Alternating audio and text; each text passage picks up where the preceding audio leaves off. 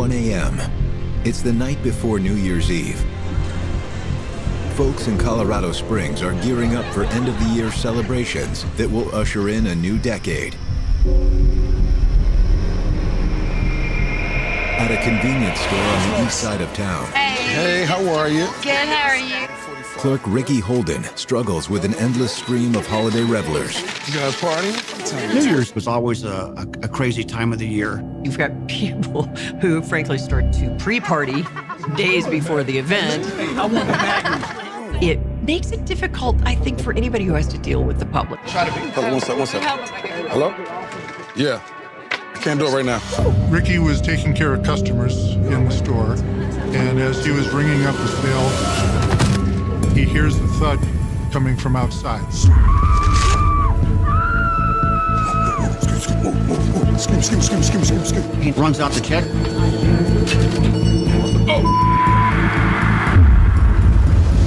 There's a man laying on the ground in a large pool of blood.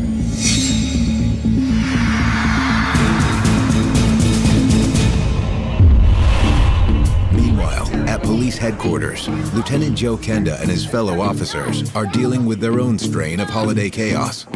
For some reason, people find it very important to fire weapons into the air to celebrate the new year. I didn't get my phone call. Nobody's trying to hurt anybody. It's just a matter of celebration in their mind. Have a seat. Hey, man, come on. I didn't do anything. So all of the substations around the city, they're filled with drunks, filled with arrests. Profanity is the order of the day. Anything happens to my 22, I'm gonna personally sue your ass. Sure. You want my badge number? Yeah. Inventory that for me. So we wind up with confiscated weapons being stacked into the building out of the hands of a drunk. Everything is really, really out of control. Oh. Central booking. That's when Kenda gets the call about an incident at a convenience store on the east side. Lieutenant? It's Kenda. Yeah, I know where that is. I'll be right there. You can reach my radio if you need me. Yes. When I hear this is an address on Fountain Boulevard, I immediately know this is going to be very serious. This is a high crime area at the time. We've had as many as half a dozen homicides in that area in less than a month. Kenda arrives to find a crowd of onlookers demanding to know what's happening. Would you put me out at 149? The neighbors, they're not impressed by our presence. How you doing? Good, how are you doing, sir? Okay, so what do we got? Oh, Lieutenant, the victim's being transported to St. Francis. He doesn't look good. What are his injuries? Not sure, he's just covered in blood. When somebody's hair is matted in blood and their face is covered in blood, it is very difficult to tell what has happened to them. Has he been shot? Has he been stabbed? Has he been run over? But the unknown nature of the injuries isn't the only mystery surrounding the victim. Do you know who he is? No, no ID on him. Thank you. Apparently he wasn't carrying any identification on his person. We not only have a whodunit, we have a who is it. You can't have anything more difficult than a circumstance where you don't even know who the victim is, let alone who hurt him in the manner in which he's been hurt. Kenda begins by taking a look at where his John Doe was found.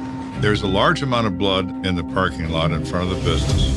The wide swath of blood-covered asphalt gives Kenda his first clue. When you find bleeding at a crime scene, very often it's drainage, meaning it is pouring from a still body by the force of gravity. This is not the case here.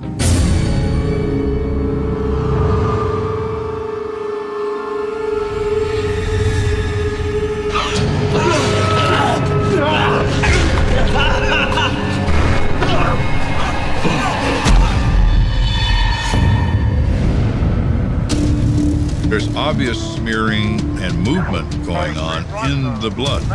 So there is a struggle going on between the person who's doing the bleeding and the person who produced the blood. Did the victim sustain a gunshot and then fight back? Kenda asks responding officers if they've recovered any additional physical evidence. They say they searched the area for expended casings and didn't find any. And I get closer to where the blood is, and I see pieces of this wood laying there covered in blood. As Kenda continues surveying the scene, he receives some grim news from the hospital. St. Francis called. Our victim, DOA. Thank you. So now we have a homicide. All we're certain of is he's dead. Still looking for answers, Kenda turns his attention to store clerk Ricky Holden. How you doing? I'm Lieutenant Kenda. How you doing, sir? He's observant, he's cooperative, he's intelligent. Did you see the victim earlier? Oh, yeah. He says he notices a Hispanic male in his middle 20s on the payphone outside the building. I stopped paying attention to the guy because I had these 3 customers in line. It made me a little nervous. Can you tell me about that? Hey, man, I'm about to put it together all right. Hey, pack the smokes, too, please. What? All right, so we pack the smokes, please, the hard pack. 2 black males, early 20s, and they're obviously friends, and they're laughing and pushing and shoving each other and basically having a good time. With them is a teenage girl. Wrap it up, dog. Pick it up and wrap it up, please. What happened next? They left, and I took the next customer in line. Ricky tells Kenda that just moments after the 2 men left the store, he heard a strange noise, followed by what sounded like a woman screaming.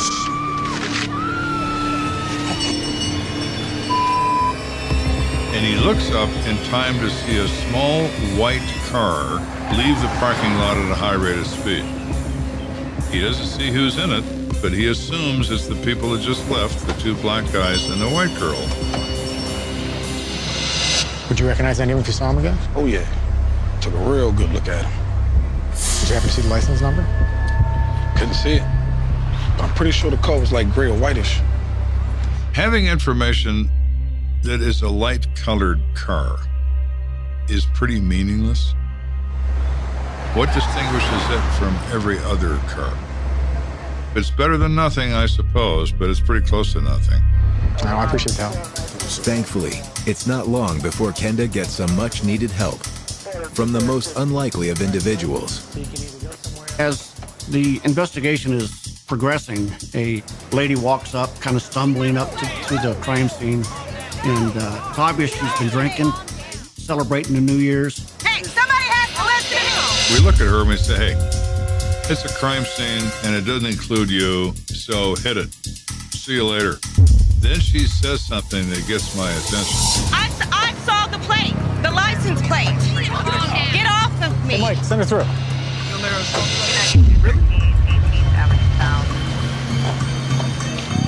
What license plate?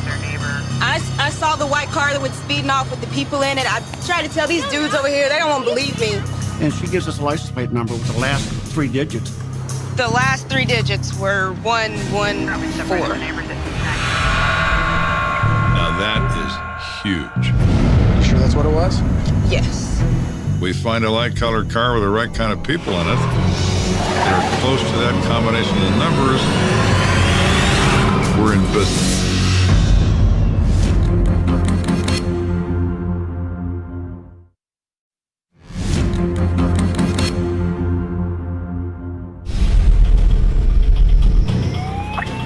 We're investigating a murder at a convenience store with more unknowns than there are knowns.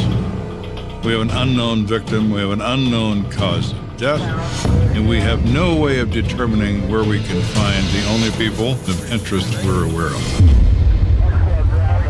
But just when it seems Kenda has hit a dead end, Let me through. a woman comes forward with a partial license plate number. Is our witness a mathematical genius? Probably not. The last 3 digits were 114. She's had a few drinks. She appears to be a little spacey even when she's not drinking, but she says 114. Thank you. You head back to the tape. How many APB put out on that? Could you do that for me? Yes, sir. Can you get an APB on a... Then, a call comes into the convenience store. Curiously, the caller asks to speak with the officer in charge of the investigation. Hello? Hey, Lieutenant. The woman on the phone in here may have some information you might want to talk to. All right, I'll take it. Thanks. So when I pick up the phone, I give my name, and can I help you? It's Lieutenant Kenda. And this woman says her name is Yvonne Wallace. Yes, hello, sir. My name is Yvonne. I got a voicemail from this convenience store. She says she's got a boyfriend named Miguel Mendez, and he's 25 years old, and he called her from that area and needed a ride home. According to Yvonne, Miguel left her a message saying he'd find a ride and not to worry. But he never made it home. She explains that she drove around to see if she could find him, and she saw the police at the convenience store, and she got very frightened. Kenda has a feeling he's just identified his victim. We asked her to describe Miguel to us on the phone. He's 5'10", brown hair. He was wearing a gray shirt with a black hoodie and jeans. And she provides us with a description of the clothing, body size, and appearance of our victim. So I said, Yvonne, someone's been hurt here at this store. I just said hurt. And I want you to meet me at St. Francis Hospital emergency room in 15 minutes. Can you do that? Yeah, I can do that. 15 minutes. I'm going to have her look at this body and tell me if it's Miguel Mendez. That's not a nice thing to do. Nothing about what I do is nice. But before Yvonne arrives at the hospital, Kenda and his men hope to solve the mystery of what killed her boyfriend Miguel. How you doing? We're investigating this murder. Do you have a cause of death yet? Multiple skull fractures. Are there any bullet wounds or knife wounds or anything like that? No. Looks like he was beaten pretty badly, though. Broken ribs, bruises all over. Thank you.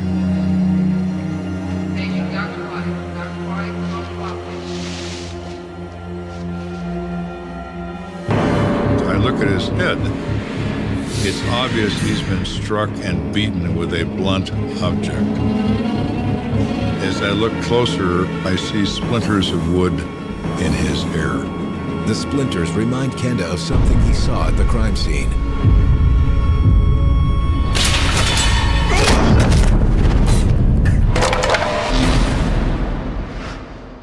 I've seen a lot of murder weapons. I've never seen firewood used as one. It is a weapon of opportunity. Somebody is so enraged that beating on this person with feet and fists isn't enough. So he picks up something and uses it in the course of the assault. Not because it's firewood, but because it's there. The savage nature of the attack against Miguel gives Kenda a clue about the identity of his killer. Somebody was pretty upset at this person. You don't normally see this kind of activity amongst strangers. We need to find out who he was with, who his friends are. But first, Kenda must break the news of Miguel's death to his girlfriend, Yvonne. I look at this body. I clean his face to make him look slightly more presentable, and trust me, it was only slightly.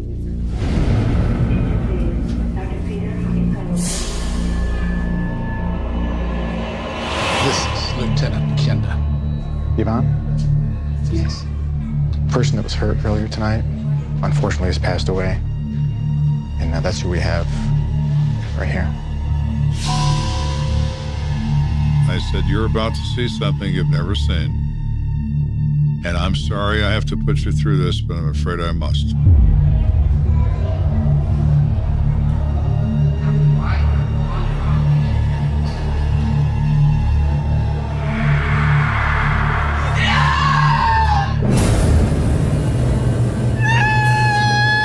Is that Miguel? I said, is that Miguel? Is that Miguel?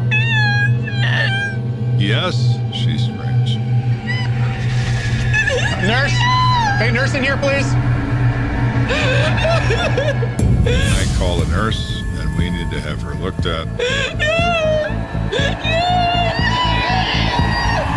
but I have my answer. I wish I could just leave and let them give her a sedative, but I can't do that. My job is to find who killed Miguel Mendez. After giving Yvonne a few minutes to collect herself, Excuse me, you mind if we have a moment? Kenda and his men ask if they can talk to her about Miguel. I said, Yvonne, you have to help me. Miguel would want you to do that for him. Can you tell me a little bit about Miguel? According to Yvonne, Miguel was 25 years old and worked in construction as a cement finisher. Yvonne had been his common-law wife for more than 3 years. Yvonne and Miguel didn't have children together, but she had 5 children, and he was the father figure to them. And they were attached to him. So there was a huge emotional loss for her and for them. There you go! Do you know anything about what happened tonight? No,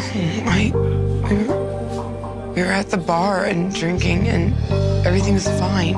Bring it in, Laura. She had been out earlier that evening with Mr. Mendez and a person she identified as Hector and a friend of hers. And they had had several drinks together. I think I'm gonna go home, okay? And after a while, her and her friend decided that they were going to leave, and her boyfriend decided that he would stay with Hector and have a couple more drinks. He would be home later. So we are just beginning this case, but now we know who he was with on the night he died. Kenda wonders, did Hector and Miguel get into a drunken argument that escalated into murder? No, look, man, I done told you too many times, bro. And this Hector, you know where we can find him? Yeah. Now, if we assume this is a rage killing, it is likely that an acquaintance of his is responsible. You, Miguel. You too, man. What better choice than the man was last seen with him? Yeah, I'm walking. Miguel? I'm walking, that's it. Hector, I am in your future. You just don't know it yet.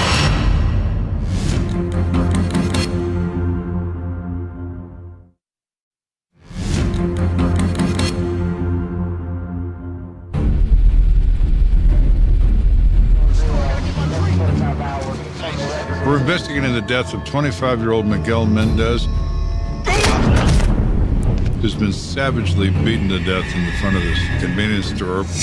Patrol is out looking for the suspect vehicle when my interest has been piqued by another suspect. We find the last person he was seen alive with was a friend named Hector Rodriguez. We have determined where Hector lives, and we're about to confront him.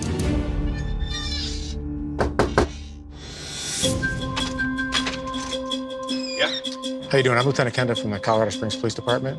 I'm looking for a Hector Rodriguez. I understand he lives here. He's my son. Come here. He lets us in, and he gets Hector. Hector! And Hector is 22 years old.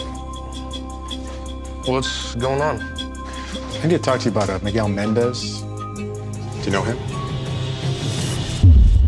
Hector says he worked with Miguel Mendez at a concrete company, and they would carpool together because Hector had a car, and Miguel never had a car. When was the last time you saw him? Last night, we went out for some beers after work. Hector says that he went out in the evening, and then when Yvonne and her friend left, he and Miguel were still sitting in the bar. We stayed, had a couple more beers. One more.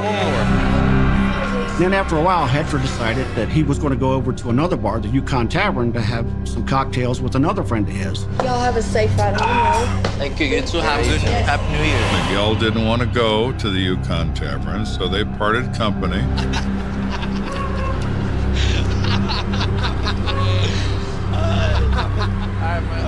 Miguel walked away in one direction, he walked away in the other. What time did you leave him? About 10? What time did you get home? 11:30. All right, wait here for a second. I want to talk to your dad. If Hector is telling the truth, it would place him back at home more than an hour before Miguel's murder. But Kenda's not about to take Hector's statement on face value. Excuse me, sir. Can I ask you a few questions? Yeah. Were you here last night when your son got home? Yes. Do you remember what time that was? Well, Johnny Carson was on. It was his monologue, so that'd be 11:45. It appears Hector Rodriguez is telling the truth. Is Miguel okay, or is he in any kind of trouble? I'm afraid I have some bad news. Miguel was killed last night.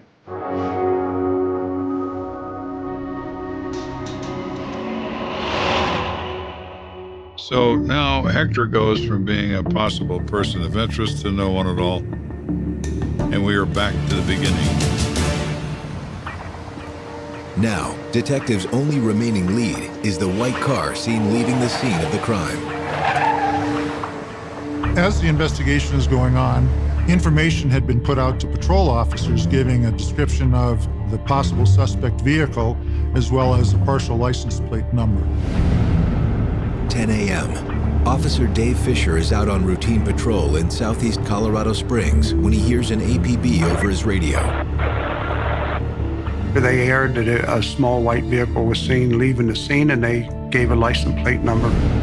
This officer is aware we're looking for this light-colored car. He is aware that it contains at least one black male, maybe two, and a white female. As if on cue, Officer Fisher spots a white car approaching from the opposite direction. One has to remember something about police officers. They are trained observers. They read people extremely well. He sees a black male, and he sees on his face what is referred to in the cop world as the look. He sees a fear factor in this guy's eyes. Suspicious. I made the U-turn and then observed the license plate number, and it was 114. Possibly spotted the suspect vehicle. And the red lights come on in that police car. And he stops. When an officer approaches a suspect vehicle of any type of violent crime, certainly their senses are heightened. You don't know the state of mind of the person or persons that are in the vehicle. Keep your hands on the steering wheel. Put your hands on the steering wheel, man. Put your hands on the dash. Slowly reach down. Let me see some kind of identification. Look, I don't have any ID, officer. I don't either. We don't have any with us, really. Go ahead and step out of the car for me. Slowly. What's this Keep about? your hands where I can see them. You need to tell me what this is about? What's that on your jacket? It was at that time I noticed wet spots on his shirt, and I asked him what that was on his shirt, and he said it was taco sauce, but it didn't look like taco sauce to me. Dispatch to Kenda. Go for Kenda. A car matching the description from the APB was pulled over. One black male and one white female. Well, now, my whole attitude changes. 10-4, I'm on the way. Kenda out. I was feeling sorry for myself after we left Hector's house that now we're all of a sudden back in gear and driving forward. Put me out at 14910, Northeast 24th Street. How you doing? Yes, what do we got? Stop this white car up here. He's got some blood on his shirt. Or do you want to talk to her? Though it's his first concrete lead, Kenda knows he'll need more than a partial license plate and what looks like a blood stain to officially declare these two people suspects. Well, it's New Year's Day weekend. Who knows? You get blood in you a lot of ways. There've been 3 other fights, and not the one we're concerned about.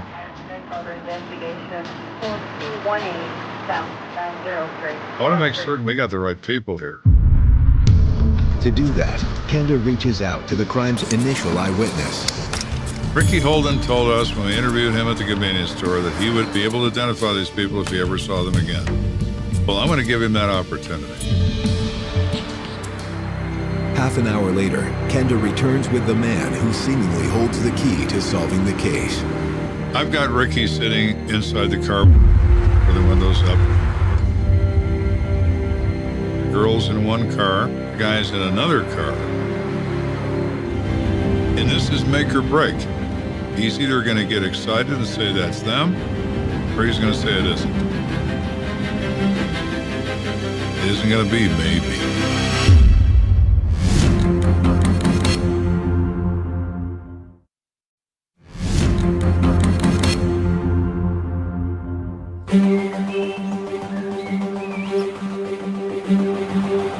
We're investigating the beating death of a young construction worker. We believe we have 2 suspects stopped, and I'm conducting a field identification by Ricky Holden, our best witness.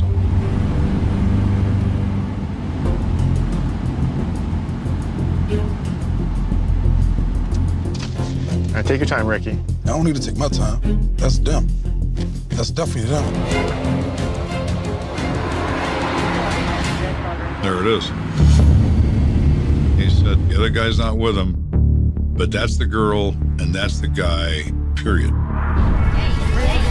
You gotta wrap it up, man. We're in a hurry, all right? That's as good as it gets when it comes down to witness identification.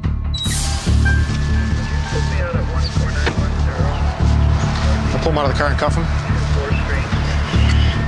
The positive ID gives Kenda enough probable cause to bring the 2 suspects into custody. Been making contact with the other half here this morning. What's your name? Bienvenido, but my friends call me Ben. Let's get the blood on your shirt. Look, man, I don't know nothing about that, man. That was all Anthony. Who's Anthony? One of my friends. Well, you have great taste in friends, my boy. Let's go to my office. We will talk about this some more. Let's take a ride down to the station. You can tell me about Anthony. Bring her too.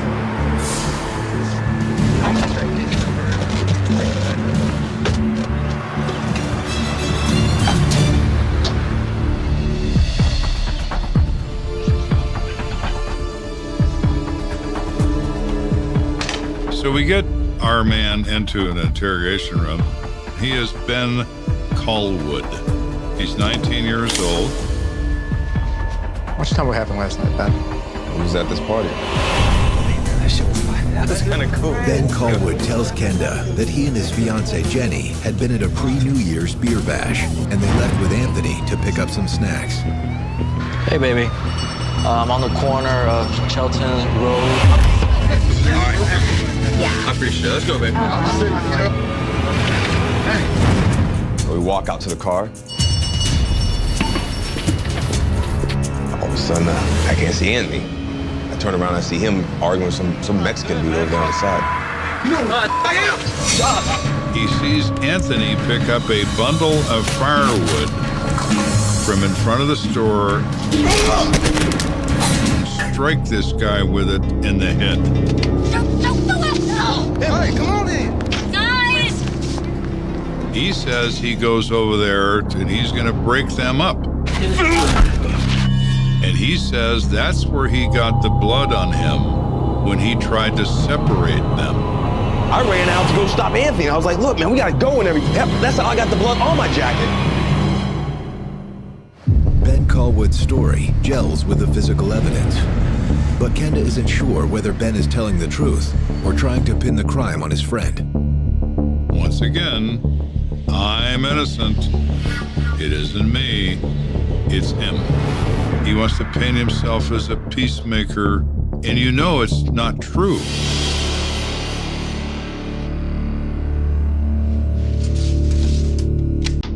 Stay put. I'll be back. Kenda decides to let Ben Callwood sweat it out in the interrogation room and turns his attention instead to Ben's fiancée, Jenny. Have a seat. Ben didn't do anything. Okay, let's just back up a second. So, Ben's your fiance? Yes, he is. How old are you? 16. She says that she's a junior in high school. And you think, what are you doing running around with these guys? So what happened at the store? Anthony started beating on the guy with a piece of wood. He was like a crazy person. What's Ben doing on this? Ben was trying to stop Anthony. Now she keeps insisting Ben didn't do anything, but she's lying. She's protecting her intended. And it's pretty obvious that she is. And I said, stop. Jenny, at this point, you're not considered a suspect. But if you don't tell me the truth, we can charge you with accessory after the fact. And you will go to prison.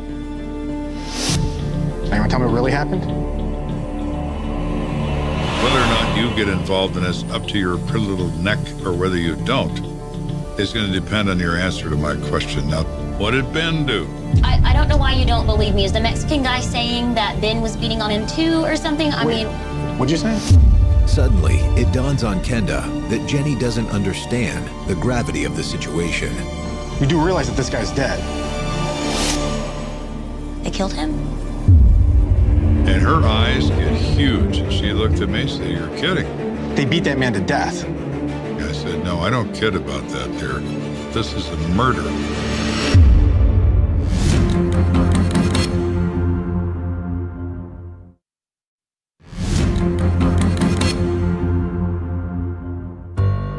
I know Anthony was fighting Miguel Mendez.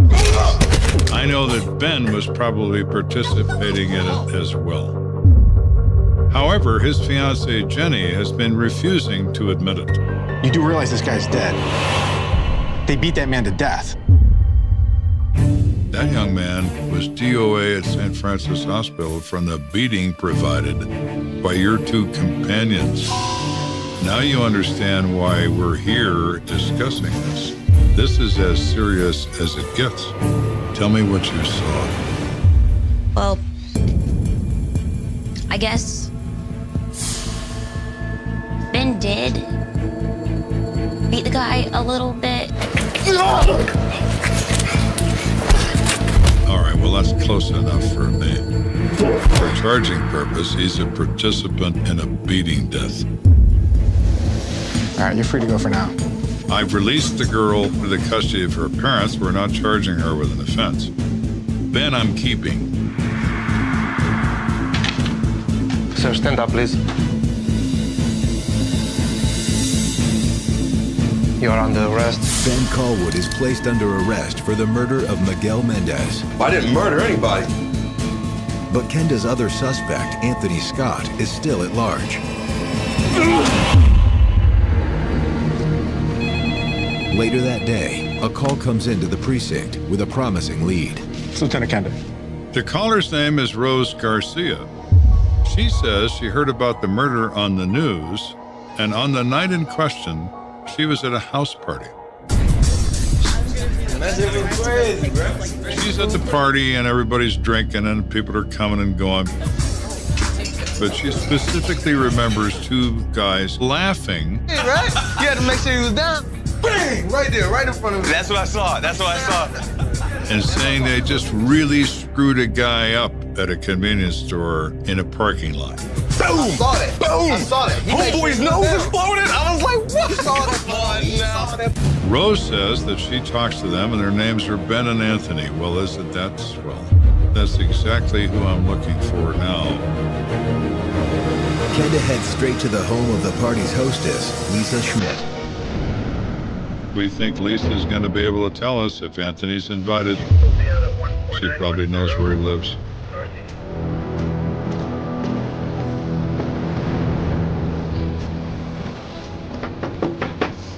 So we're knocking on Lisa's door. Nobody's answering. Finally, a male answers the door. Yeah. He's shielding his eyes from the light. Lieutenant Kenda from the Colorado Springs Police Department. And you are? Tyrone. Tyrone, we're looking for an Anthony Scott. Do you know him? No, I never heard of him. Tyrone! Oh, that's my boyfriend, but I own the place. So this female approaches behind him and says that this is her apartment, and that's her boyfriend, Tyrone. You had a party here last night? Yes, sir. We have reason to believe that Anthony Scott was at that party? There were a lot of people coming in and out. It was a party. She's giving the standard bullshit answer to the question. You don't get anywhere being nice to people. You get somewhere with pressure. Right now, Anthony's wanted for murder. If you know something about it that you're not telling me, we can charge you with harboring a fugitive. And that's a felony. If you've got something to say, you better say it right now. All of a sudden, here comes our man, Tyrone. You know, some of my friends do call me Anthony. You're Anthony Scott? Yes, sir. Well, isn't that a shock? Huh, Tyrone? Put your hands on the wall. Over here. Hey, I did nothing. Come on. I did nothing. I did nothing. I did nothing. Kenda has his prime suspect in cuffs, but if there's any hope of making felony charges stick, he needs physical evidence tying Anthony Scott to the murder. Once the investigators determined that they were, in fact, talking with Anthony and Lisa, they were then able to conduct a search of that apartment. The officers go in and start their search.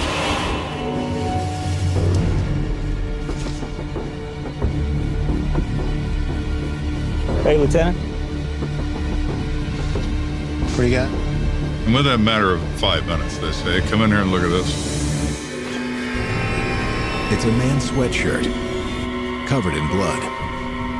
When you attack someone with a blood instrument, the first blow produces blood, the second blow disperses it, and every blow thereafter, all this blood belongs to Miguel Mendez because he hit him many, many times.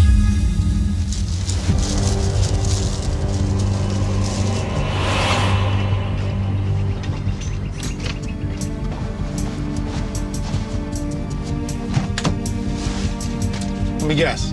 You're painting a barn, right? Man, I know my rights. I want a lawyer. Okay, that's fine. You have your right to a counsel.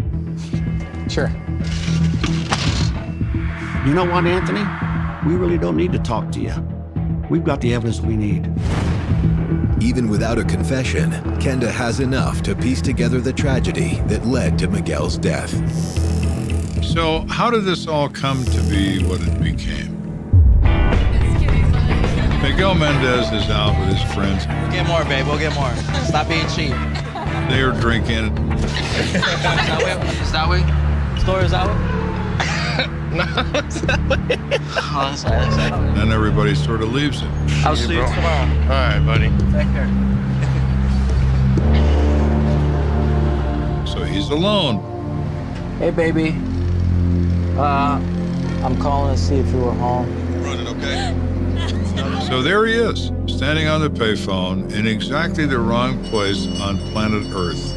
Love you. Bye. At precisely the wrong moment.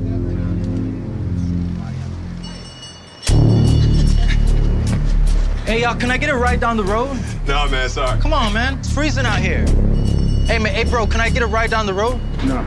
Come on, man. So now Miguel is annoyed that the answer is no, and he tells the guy, who knows what he says. Man, f you then. And Anthony's reply is... What you just say? I said you. On the street, you diss someone, you show them disrespect. Come here. I'm Go ahead, good, don't worry about him, man. It's not to be tolerated by street people. That's important to them.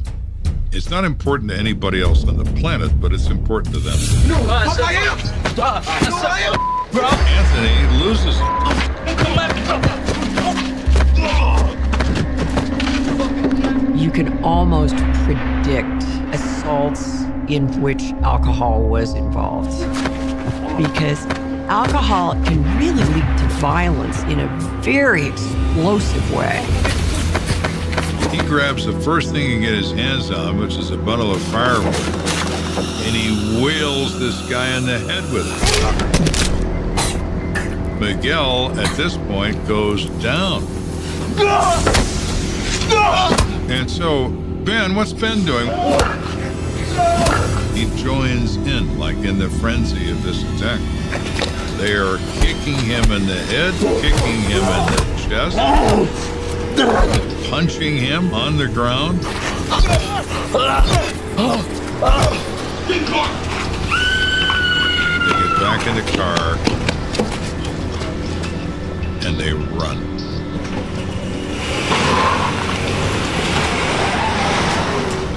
Miguel never moves. He can't move.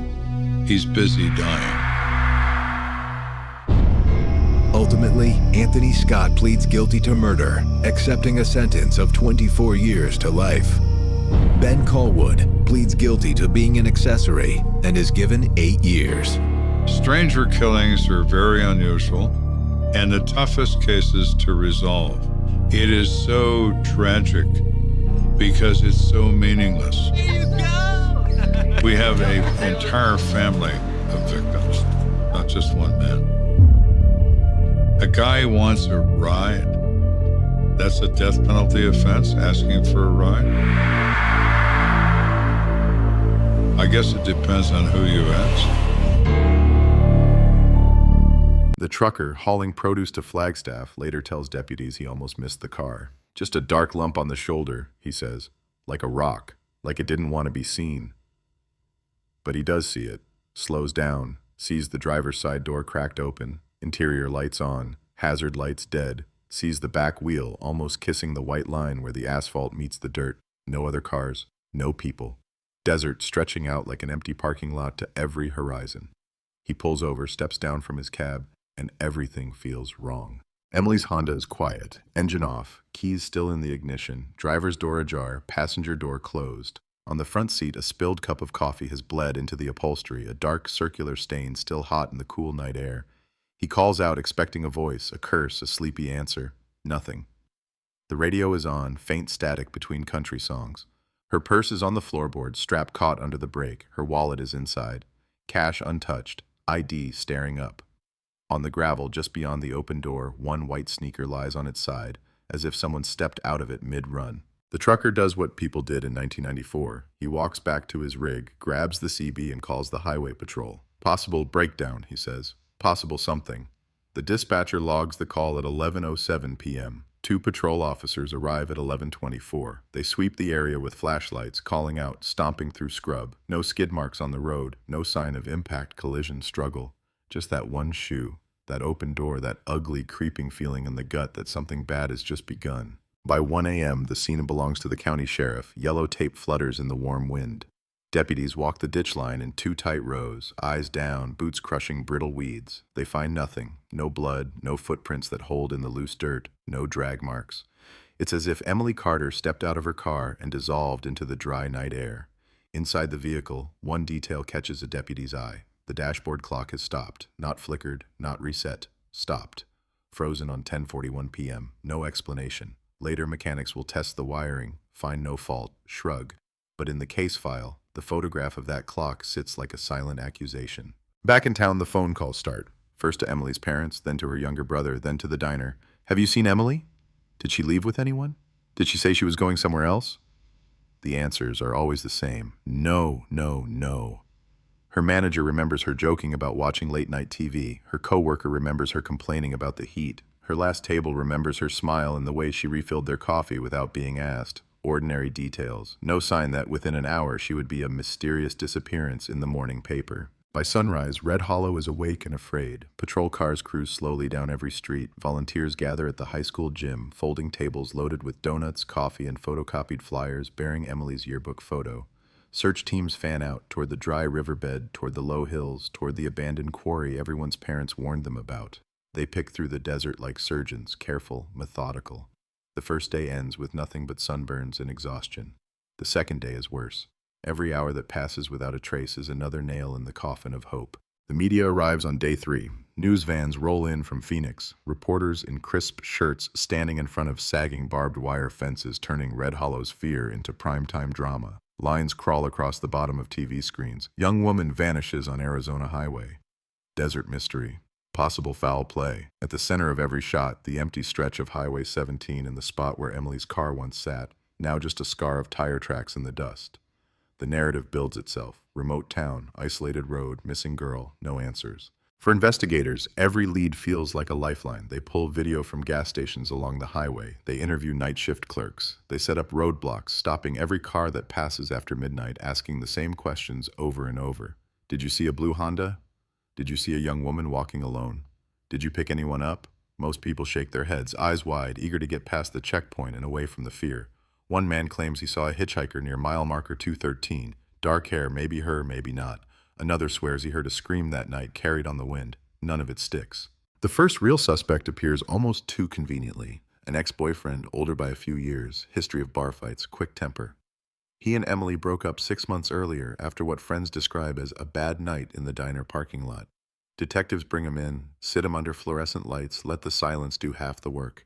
He looks good for it. Too good. He has motive, opportunity, and the kind of face that newspapers love to frame under the word suspect.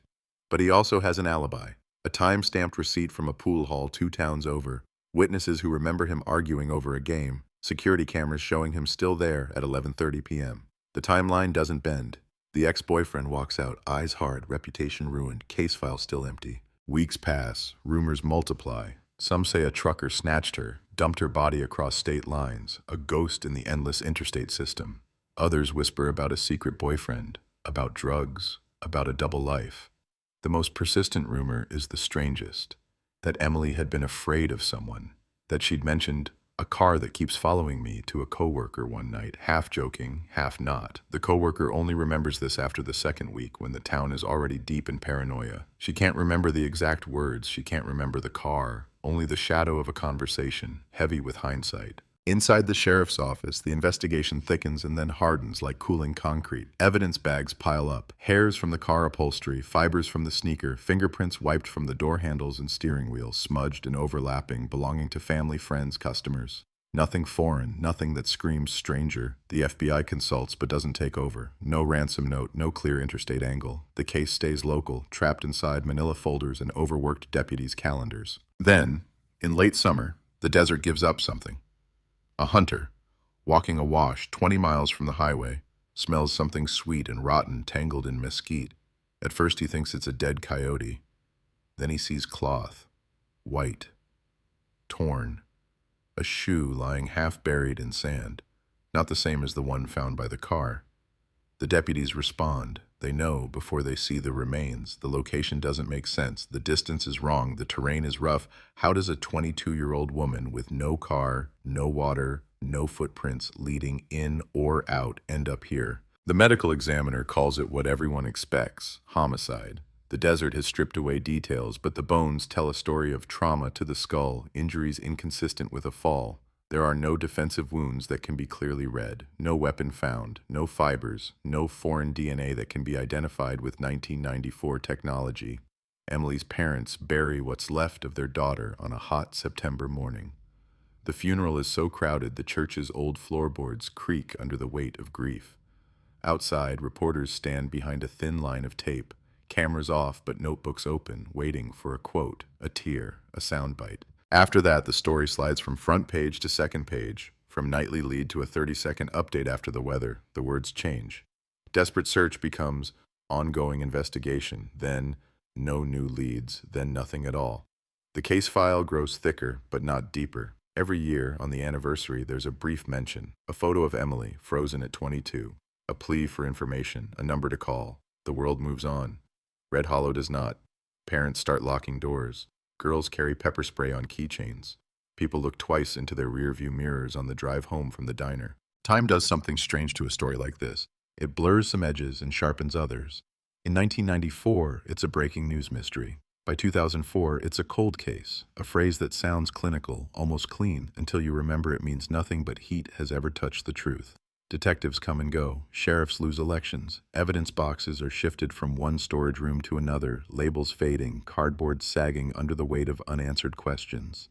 And somewhere in that quiet shift from active to inactive, official to forgotten, Emily Carter stops being a person to most of the world and becomes a headline, a cautionary tale, a ghost story teenage kids tell each other on long drives down Highway 17. But the file never truly closes. It sits on a metal shelf, spine outward, name and date written in black marker.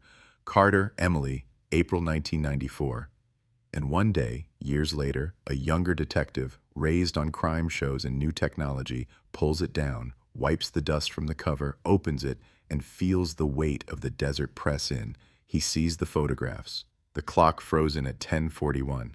The shoe on the gravel. The stretch of highway that looks like any other mile in Arizona and yet changed everything. He sees the words, "No suspect identified."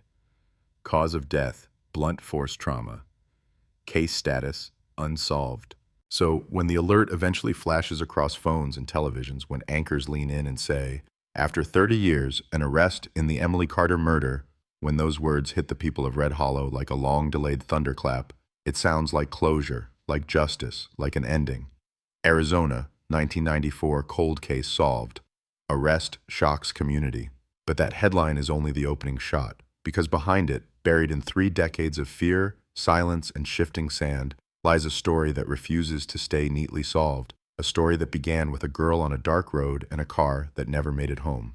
For almost 3 decades, nothing about the Emily Carter case moves in public view, but underneath the quiet, there are small tremors, tiny shifts that no one sees until much later. The year is 2009. Technology has sprinted ahead of the world that lost Emily. DNA databases have grown teeth. Old evidence has become a gold mine. Departments across the country are opening long-forgotten boxes, whispering the same phrase like a new kind of prayer. Let's run it again. In Maricopa County, a state task force circulates a memo. Review unsolved homicides from the last 30 years. Identify cases with potential biological evidence. Retest wherever possible. The list is long, too long. Big city cases soak up the attention. High-profile murders with surviving family advocates, media pressure, political heat. Red Hollow is small, quiet, easy to skip. But the Emily Carter file has a stubborn advocate, and he wears a badge. Detective Daniel Rios is 36, 4 years into his job in the county's Major Crimes Division. He grew up 2 towns over from Red Hollow, remembers the missing girl on the highway as a half-whispered threat when he and his cousins stayed out too late. His first week on the job, an older sergeant points to a shelf of cold case binders and says, "Those will break your heart if you let them." Rios pulls one at random. It happens to be Emily's. He doesn't put it back. On a gray January morning in 2009, sitting at his desk with a cheap coffee and a stack of forms, Rios reads the task force memo and thinks of the dusty cardboard boxes and evidence. His pen hovers. He writes 4 words in the margin of the memo, just above the signature line. Carter case, priority review. It's not official protocol. It's not a strategic decision. It's instinct, the kind that tastes like unfinished business. Evidence storage smells like old paper and cold plastic. A tech wheels out 3 boxes labeled with faded black marker. Carter, Emily, 94, 412. Box 132333. Each piece of tape is like a scar. Rio slices them open, one by one. Photographs, logs, a bag containing the white sneaker from the highway, another bag with the matching shoe found near the remains, a swab from the steering wheel, carpet fibers cut from the Honda's floor, a sealed envelope labeled fingernail scrapings, decedent. That last one pulls his eyes like a magnet. In 1994, fingernail scrapings meant maybe we'll get lucky. In 2009, they mean something else. They mean potential DNA, touch profiles, skin cells from a struggle. They mean a chance. Rios calls the state crime lab, his voice controlled, professional, but his hand grips the phone tight. "I want everything reprocessed," he says. "Full DNA workup. Prioritize the Carter case." The analyst on the other end sighs politely. The backlog is brutal. Rios knows that. They all know that. He's asking to cut to the front of a very long line. He doesn't care. Weeks pass, then months. The case waits in silence, like it always has. Rios keeps working fresh homicides, knocking on doors, standing over new bodies under bright floodlights. But whenever he has a spare 20 minutes, he goes back to Emily.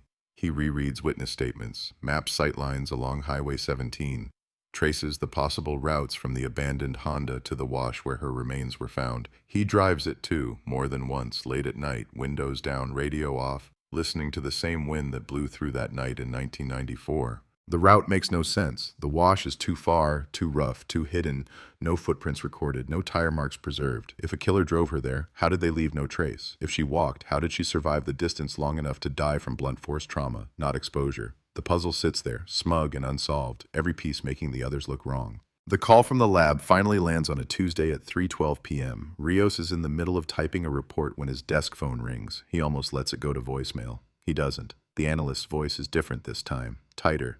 "Detective Rios, we've got something. Carter case. You might want to come in for this." The briefing room at the lab is small, windowless, full of charts and grim news. On the table, a thin file, freshly printed, DNA results. The analyst walks him through the findings. Most of the samples are degraded, too compromised for a full profile. The steering wheel, a mess of mixed DNA from Emily, her family, half the town.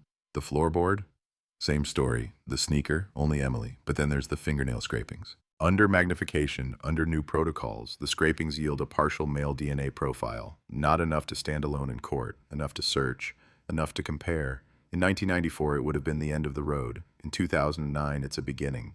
The analyst taps a line on the report with a pen. We ran it through CODIS, she says. No direct match. But we got a hit on a familial marker. Someone in that database shares significant genetics with your unknown male. The word familial falls like a stone in the room. This is the controversial stuff, the cutting-edge, headline-grabbing, privacy-debated frontier of forensic science, using partial matches to identify relatives of unknown suspects, a cousin, a sibling, a parent. The analyst slides a second report toward him. It lists a name, an offense, a location. Rios reads it aloud, slowly, tasting each syllable. Miguel Alvarez, convicted 2004, aggravated assault, Phoenix. His heart speeds up. The profile suggests a close relation, but not identical, not the man from under Emily's nails, but someone who shares his blood. The next move is simple on paper, messy in life. Track down Miguel, ask about his family tree, quietly build a list of male relatives who lived in or near Red Hollow in 1994. Rios drives to Phoenix with a partner, Detective Jenna Marsh, who has the kind of calm that can reset an entire room. They find Miguel in a halfway house, halfway through a mandatory rehab program, halfway committed to turning his life around. He's older than he looks in his mugshot, tired eyes, tattooed hands. When he hears cold case, he stiffens. When he hears 1994, something flickers across his face, too quick to pin down. They ask about male relatives. Miguel has plenty. Brothers, cousins, uncles, most still in Arizona. One dead, one moved to Texas. On the table between them, the past and future of a murder case balance on a cheap plastic pen. There's one name that keeps circling back in Miguel's answers. One cousin, older. Wild reputation in the 90s. In and out of trouble. Loved to drive back roads at night. Spent some time in Red Hollow working construction. Miguel says the name like a confession. Luis, he mutters. Luis Alvarez. We don't talk much. Haven't in years. Rios's pulse jumps. He's heard that name before and doesn't know why. Later, back at his desk, he finds it. Buried in the original Carter file, page 19, lower half, in a list of drivers stopped that week along Highway 17. Luis A., then a last name partially obscured by a coffee stain and a lazy photocopy. Age 27, local address, no outstanding warrants, cleared and released. Cleared and released. Two words that suddenly feel like a mistake. They pull every record they can find on Luis Alvarez, old traffic stops, employment history, known associates, address history. In 1994, he lived in a rented trailer outside Red Hollow, 10 minutes from the diner where Emily worked. He left Arizona in 1997, popped up in Nevada, then California, then back to Arizona a decade later under a different address, mostly quiet, a few misdemeanors, nothing that screamed killer loud enough for anyone to listen. The next step is delicate. Family DNA isn't a smoking gun, it's a compass. To move forward, they need Luis's DNA directly. That means either a warrant or a voluntary swab. Warrant requires probable cause. Probable cause requires more than a partial match and a bad feeling, so they build, brick by brick. They dig out the old tape of traffic stops from the week after Emily vanished. One handheld camcorder recording, grainy and shaky. They find the night Luis was pulled over, his truck idling under flashlight beams. He's calm, cooperative, says he's on his way home from a late shift. The deputy checks his license, writes a warning for a broken taillight, waves him on. Nothing out of the ordinary. But as Rios watches, frame by frame, something catches his eye. On the passenger seat of Luis's truck, under the harsh glare, there's a smear of dark color. Could be grease, could be dirt, could be old coffee, or something else. It's 1994. The deputy never swabs it. The tape stops. They re-interview old witnesses, retired deputies, diner staff now scattered across the state. One waitress, now living in Tucson, remembers something that didn't seem important then. A guy who used to sit at the counter late, always in a work jacket smeared with concrete dust, always staring a little too long at Emily. He tipped okay, she says, but his eyes were off. I remember she said he gave her the creeps. Did she remember his name? No. But she remembered the logo on his jacket, a local construction company. They cross-referenced payroll from that year. Luis Alvarez worked there, entire spring. Night shifts, highway repairs. Patterns start to form. A man with access to the roads. A man with a truck. A man who drove Highway 17 at odd hours. A man who was stopped near the scene within days of the disappearance. A man whose cousin's DNA partially matches the unknown male found under Emily's nails. Lines connect, slowly, painfully, like threads pulled tight across a map. By late 2010, they have enough for a warrant. A judge signs off after a tense hearing, eyebrows raised, language cautious. You're staking a lot on this family DNA theory, he says. You'd better be right. Rios nods, but inside he knows being right doesn't guarantee anything. Juries are human. Memories fade.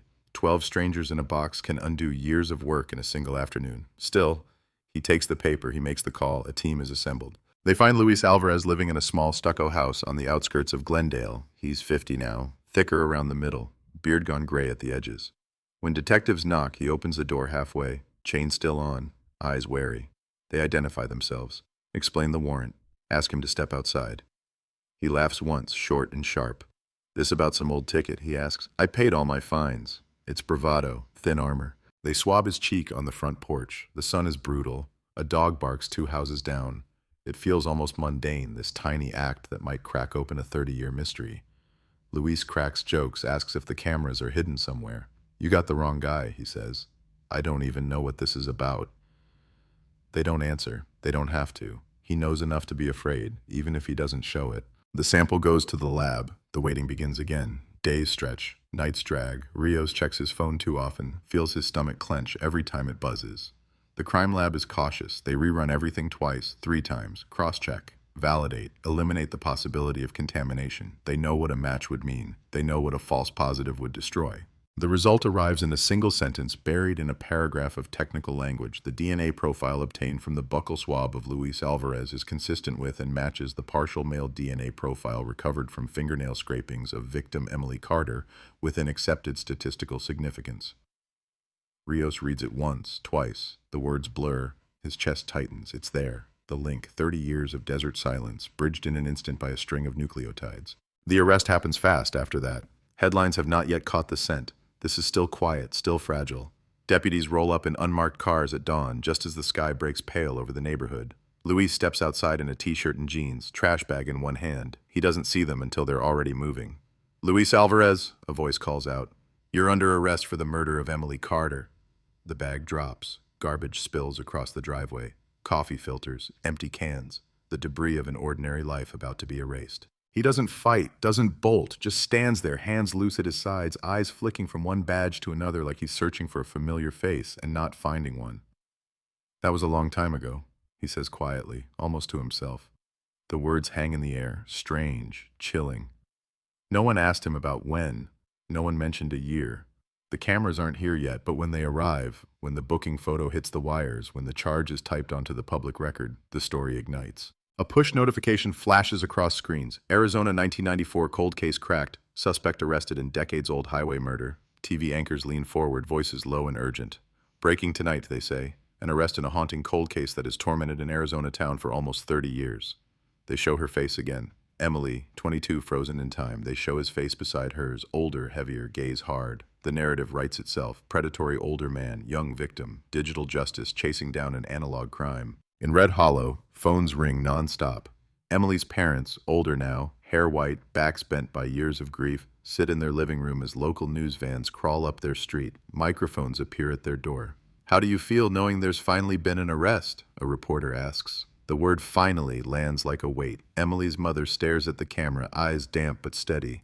We'll see, she says. We've heard promises before. We'll see what the truth really is. Because an arrest is not a verdict. A DNA match is not a motive. A case file revived is not automatically a case closed. And as courtroom dates begin to line up on calendars, as prosecutors rehearse opening statements that could restore or shatter faith in the system, as the town of Red Hollow braces itself for a second wave of headlines, one detail still lurks in the shadows of the file. Uncooperative, unresolved, like a puzzle piece, no one knows where to fit.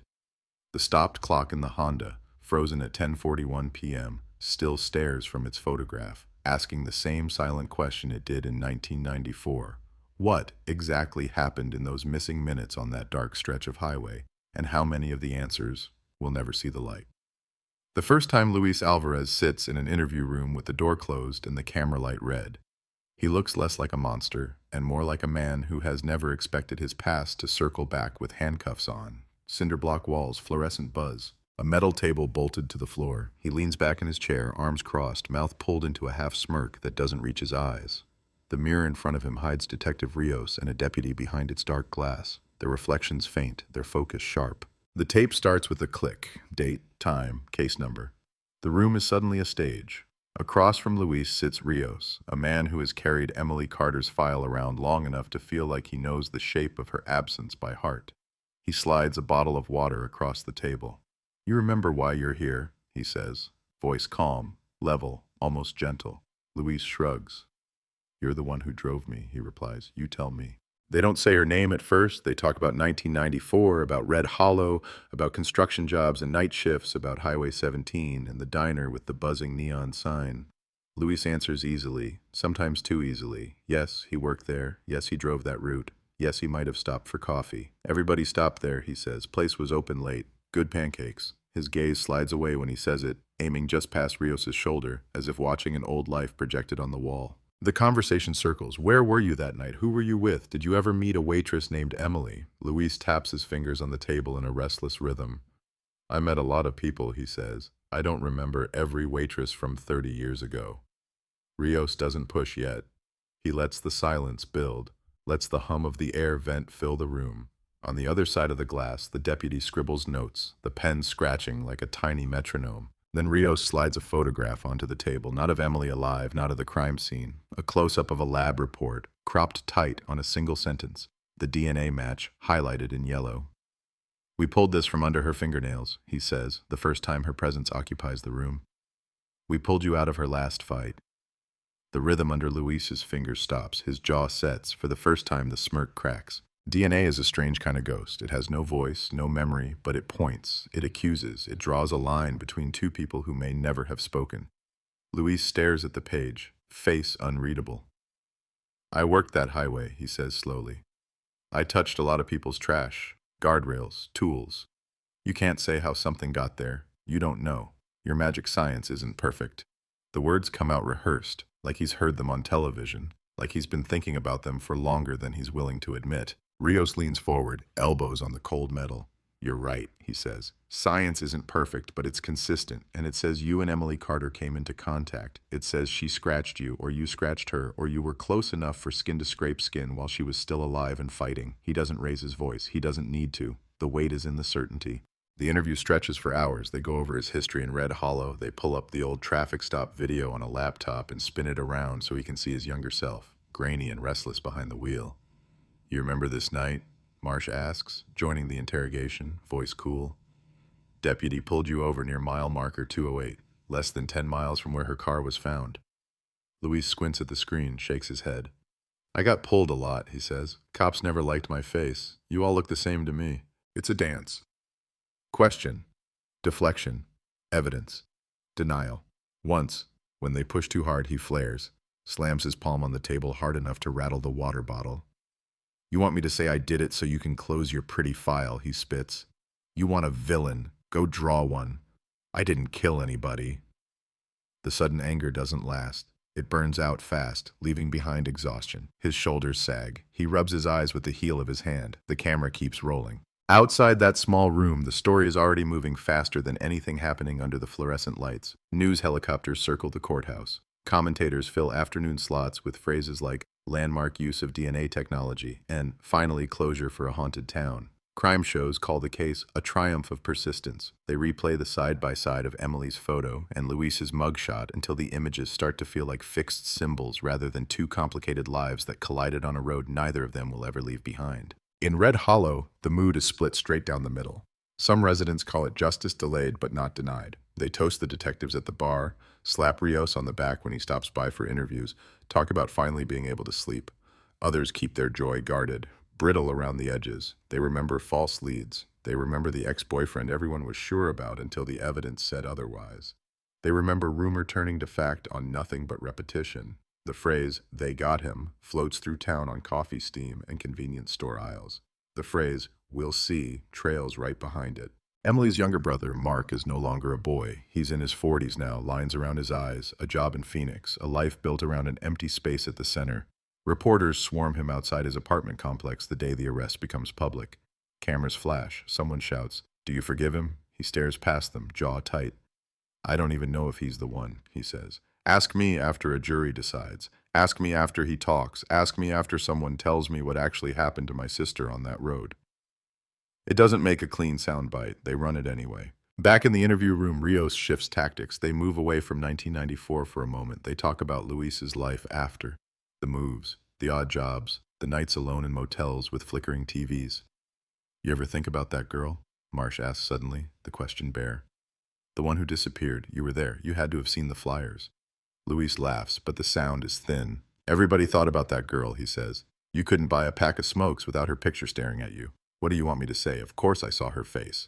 It's a crack, small but visible, because the original file notes never mention Luis volunteering anything about the case back then, never mention him saying he'd seen the missing posters, never mention him inserting himself into the story. He was just one name on a list of drivers stopped, cleared and released. Now, under pressure, the seams of his distance begin to fray.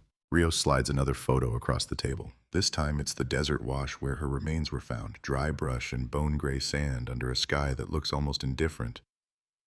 You know this place? He asks. Luis doesn't look down. It's Arizona, he says. All your washes look the same. The answer is quick. Too quick. Marsh studies his face. Maybe, she says. Or maybe you avoided this one for 30 years. They don't get a confession. Not that day. Not the next. He keeps denying, keeps circling, keeps throwing out half phrases that sound almost like admissions, then yanking them back. That was a bad time for me, he mutters at one point. I was drinking a lot, doing dumb things, but I didn't. He trails off, biting down on the rest. Another time. You ever do something you don't remember clearly, detective? You ever wake up and wonder how you got home? It hangs there, ugly, suggestive, but incomplete. The prosecutors know better than to hinge their entire case on the hope that a man like Luis will stand up in court and tie the noose himself with neat, tidy words they build around the DNA. They stack it with the old traffic stop, the construction job, the waitress's 20-year-old memory of a man with concrete dust on his jacket and an unsettling stare. They trace his routes, his shifts, his nights on the road. They reconstruct 1994 using maps, pay stubs, faded receipts. They model the drive from the diner to the mile where Emily disappeared, then from there to the wash. Every line drawn has his name running alongside it like a shadow. Still, there are problems. No weapon, no eyewitness, no admission. The physical evidence, apart from the DNA, is thin and brittle with age. The stopped clock in her car remains unexplained. Defense attorneys latch onto that detail as if it's a dangling thread they can pull until the entire case unravels. You can't even explain why her dashboard froze at 10:41, they say in motions and interviews. How can you stand in front of a jury and say you understand every second of that night? You don't. You're guessing. You're coloring in blanks. Luis's defense attorney is sharp, articulate, hungry. She takes the podium at a press conference and turns the narrative on its head. This is not a solved mystery, she says. This is a story the state wants to tell because it makes them feel better about 30 years of failure. A partial DNA profile under fingernails, with no context, no chain of certainty, no clear path for how it got there. That's not justice. That's desperation wearing a lab coat. The phrase desperation wearing a lab coat hits like a punch. It repeats on evening news loops, gets hashed out by talking heads with graphics and charts. The town feels the tug of war. Some start to doubt, others double down. Old theories resurface. Wasn't there that drifter, they say, the one who camped by the river, the one who left town the week after Emily disappeared? What about him? What about the ex-boyfriend, the one who moved away but never really lost the cloud over his head? What about rumors of a second car seen near the Honda that night, a dark sedan, never identified, never traced? Rios hears all of it. He reads comment sections he shouldn't, sees his investigation dissected by strangers with usernames instead of faces. He goes back to the evidence again and again, like checking a locked door in the middle of the night. The DNA profile, the familial match, the warrant, the lab's confirmation. He knows science isn't a story. It doesn't care about clean arcs or satisfying conclusions. It just is. But he also knows juries are made of people who live on narrative, on the illusion that they understand how cause leads to effect. One evening, long after the building empties, he sits alone with the file and the photo of the frozen dashboard clock, 10:41 p.m. Emily leaves the diner at 10:17. The drive should take 20 minutes. Her car is discovered around 11. Somewhere in that narrow window, everything happens. The stop, the encounter, the struggle, the disappearance. The clock stuck at 10:41 suggests a moment, a point of impact in time, either literal or mechanical or something else entirely. But there's no accident damage, no burned-out fuse, no loose wiring the mechanics could find. It's a detail that refuses to be useful, a splinter under the skin of the case. What he doesn't know, what no one in the sheriff's office knows yet, is that someone else has been staring at that same timestamp for years from a different angle. In a box in a retired deputy's garage, buried under fishing gear and old uniforms, lies a personal notebook from 1994. In it, in tight handwriting, the deputy recorded times and locations from that week. One entry, circled hard enough to tear the page, reads, 10:41 p.m., radio burst near MM210, interference, possible malfunction. At the time, it was just an annoyance, a glitch in the patrol car's system. Static exploded over the speakers, drowning out a dispatch call, then cut off. The timing lodged in his brain, but with no incident attached to it, it faded, swallowed by routine. Now, as the arrest dominates every headline, as the phrase Arizona 1994 cold case solved scrolls across screens with triumphant music stings, that retired deputy sits in his living room, TV washing the walls in blue, and feels something cold slide down his spine. He hears the anchor say 10:41 p.m., and suddenly he's back in his patrol car, knuckles on the wheel, wincing as a burst of static screams through the radio at that exact time. One stray note in a song he'd forgotten, one tiny noise in a night that now defines an entire town. He stands up, heart beating too fast for a man his age, walks out to the garage, dust motes spinning in the light from the single swinging bulb. He digs through boxes until his fingers scrape cardboard soft with years. When he finds the notebook and flips to that page, the circled line is still there, accusing, asking.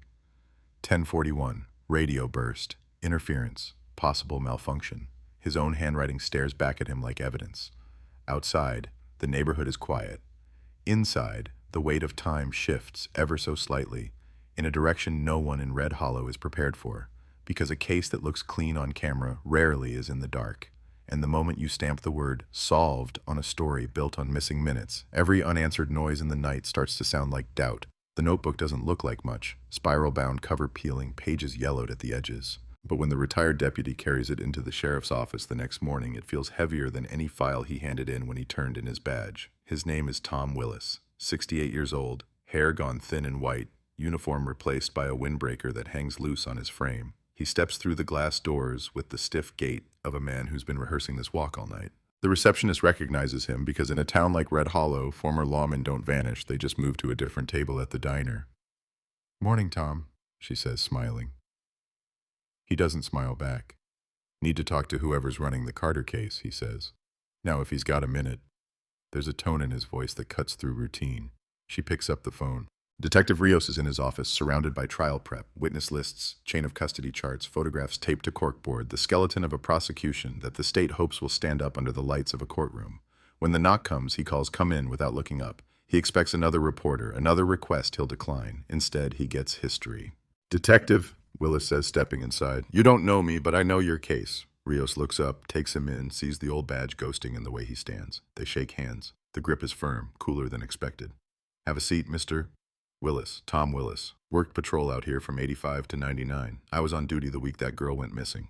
The words hang for a moment. That girl, it's how they all said it back then. Missing girl on the highway. Desert mystery. Rios gestures to the chair. Willis doesn't sit. Instead, he holds out the notebook like evidence. "Found this in my garage last night," he says.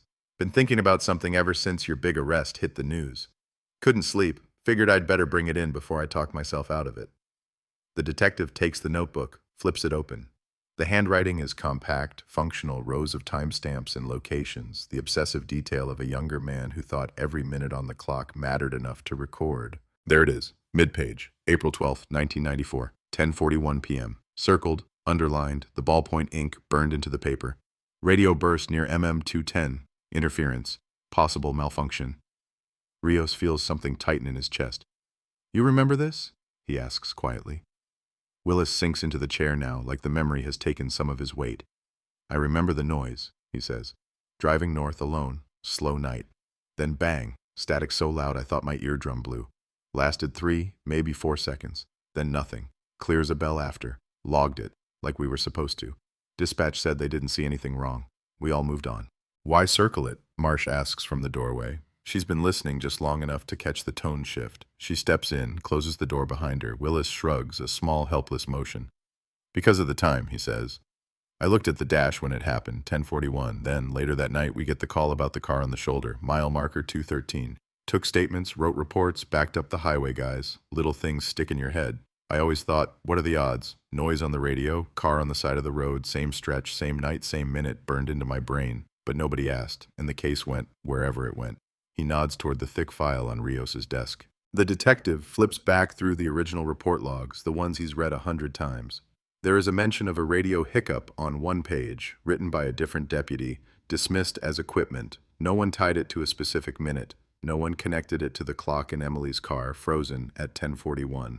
2 different devices, stopping, stuttering, spiking at the same moment on the same road. Coincidence? Perhaps. Or something else threading through the circuitry and static of that night. The clock, Willis says, as if reading his thoughts.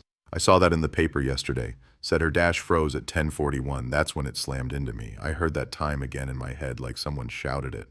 I should have come in earlier. I should have said something back then. But we didn't talk about interference. Weird stuff. Not when there was a girl missing and the captain breathing down our necks. We stuck to things we could write down and explain. His voice thins on the last word. This isn't the kind of revelation a prosecutor wants 3 months before trial. It's messy. It's intangible. It doesn't point neatly at Luis Alvarez. It points at the night itself, at something strange and uncooperative humming under the surface. Rios feels the familiar pull between narrative and truth. The cleaned-up story says, man kills woman, leaves her in the desert, escapes for 30 years, then science catches up. But now there's a crack down the middle of that log line. A jagged line drawn by a stopped clock and an old patrol car's shrieking radio. What do you think it was? Marsh asks, voice neutral. The interference. Willis rubs his forehead, fingers pressing into old worry lines. Could have been anything, he says. Solar flare, bad wiring, another unit keying up on the same channel, or something big and metal blocking the line for just a second. Back then we just called it the ghost and kept driving. He gives a half smile with no real humor in it. But it bothers me that her clock died at the same moment I almost went deaf in my cruiser. That's all I know. They take his statement, formal this time, recorded, logged, stapled into the file like a late-arriving witness trying to squeeze onto the stand. When he leaves, the office feels different, the air heavier. The timeline, once a straight line of known and inferred events, now has a bright, unexplained flare sitting dead center. 10:41 p.m. Something happened that knocked out a car clock, spiked a police radio, and somewhere between those 2 devices intersected with a human life. Rios and Marsh take a drive. They don't announce it. No task force, no cameras, just 2 unmarked sedans rolling out past the last convenience store, past the last cluster of streetlights, toward the long, dark ribbon of Highway 17. They park near mile marker 210, lights off, engines ticking as they cool. Night wraps around them, wide and indifferent. The sky is clogged with stars, the kind of sky you never see in the city. They sit there, windows down, listening, to the hum of distant traffic, to the chirp of insects, to the low static whisper of their own radios idling on the dash. Imagine it, Marsh says. You're a 22-year-old girl, driving home after a shift, coffee in the cup holder, music on low. It's quiet, nothing but your headlights and the road.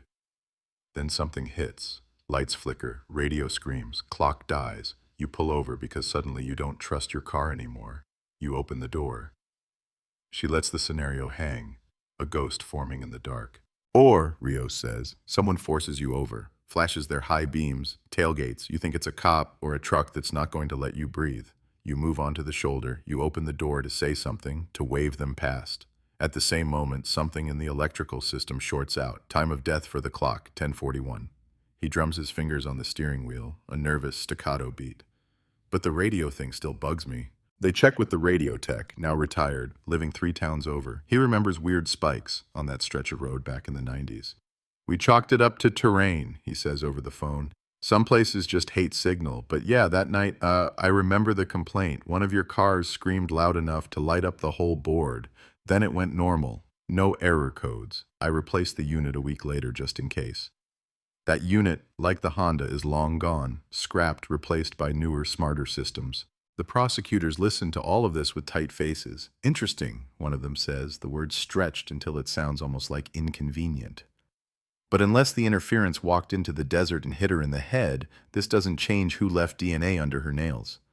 They're not wrong. The science hasn't shifted. The match stands. The file still points, in thick black arrows, to Luis Alvarez. The oddities, the frozen clock, the radio burst, are just that, oddities, details that don't fit into the clean boxes of charges and counts and instructions to the jury. Still, word leaks. In a town this small, retired deputy brings an old notebook is gasoline. Within days, the story hits local talk radio. Strange new twist, the host says, voice crackling with excitement. Did a mysterious power surge mark the moment of the crime? Callers flood the lines. Some spin it into superstition. That highway's cursed, one woman says. Always has been. Others spin it the other way into skepticism. If they can't even explain the time of death, how can they say they've solved anything? The phrase Arizona 1994 cold case solved begins to carry a quiet question mark at the end. The defense attorney seizes it like a lifeline. In a pretrial hearing, she holds up a blown-up photo of Emily's frozen dashboard clock next to a transcript of Willis's notebook entry. You have two devices malfunctioning at the exact same second on the same stretch of road, she says, pacing before the judge. You have no explanation for it, yet you want a jury to believe you understand the mechanics of that night so clearly that you can say, with confidence, my client is the only possible killer, the only contact she had. Reasonable doubt isn't a rumor, it's staring you in the face. The judge listens, inscrutable, allows the evidence in, but with limits. You can ask about the clock and the radio, he rules. You can't turn this into a science fiction trial. No talk of curses, no dramatics about the highway ghost. The jury hears facts, not campfire stories. The phrase science fiction trial makes the news. The internet does what it does, spawning theories, threads, true crime podcasts that pick up the Carter case as their news season's hook. Mystery Signal, Highway 1041, titles that sound slick, packaged, easy to click, far removed from the raw, sand-choked truth of a young woman stepping out of her car into something she never saw coming. Mark Carter listens to one of those podcast episodes late at night, headphones on, city lights flickering outside his apartment window. They dissect his sister's last known movements like a puzzle. They talk about Luis like a character. They talk about the radio interference like a plot twist. When the host says, maybe the real culprit is something we can't measure, Mark rips the headphones off, heart pounding. He doesn't want cosmic mysteries. He wants names. He wants a sequence of actions that ends with a reason, no matter how ugly. Instead, he gets half-invented narratives layered on top of the one that already ruined his family. He drives to Red Hollow the next morning, anger riding shotgun. At the sheriff's office, he corners Rios in the hallway. Is this case solid? He asks, voice shaking. Or did you drag some guy out of his house because a computer said he might be related to somebody who touched my sister once? The words are knives, thrown hard, years of bottled grief behind them. Rios doesn't flinch. The evidence points to him, he says. It's more than might be, but I won't lie to you. There are details about that night we may never understand. That doesn't mean we walk away from the pieces we have. What if the pieces are from two different puzzles? Mark fires back. What if whatever fried her car didn't come from him? What if solved is just a word you need so you can go home at night?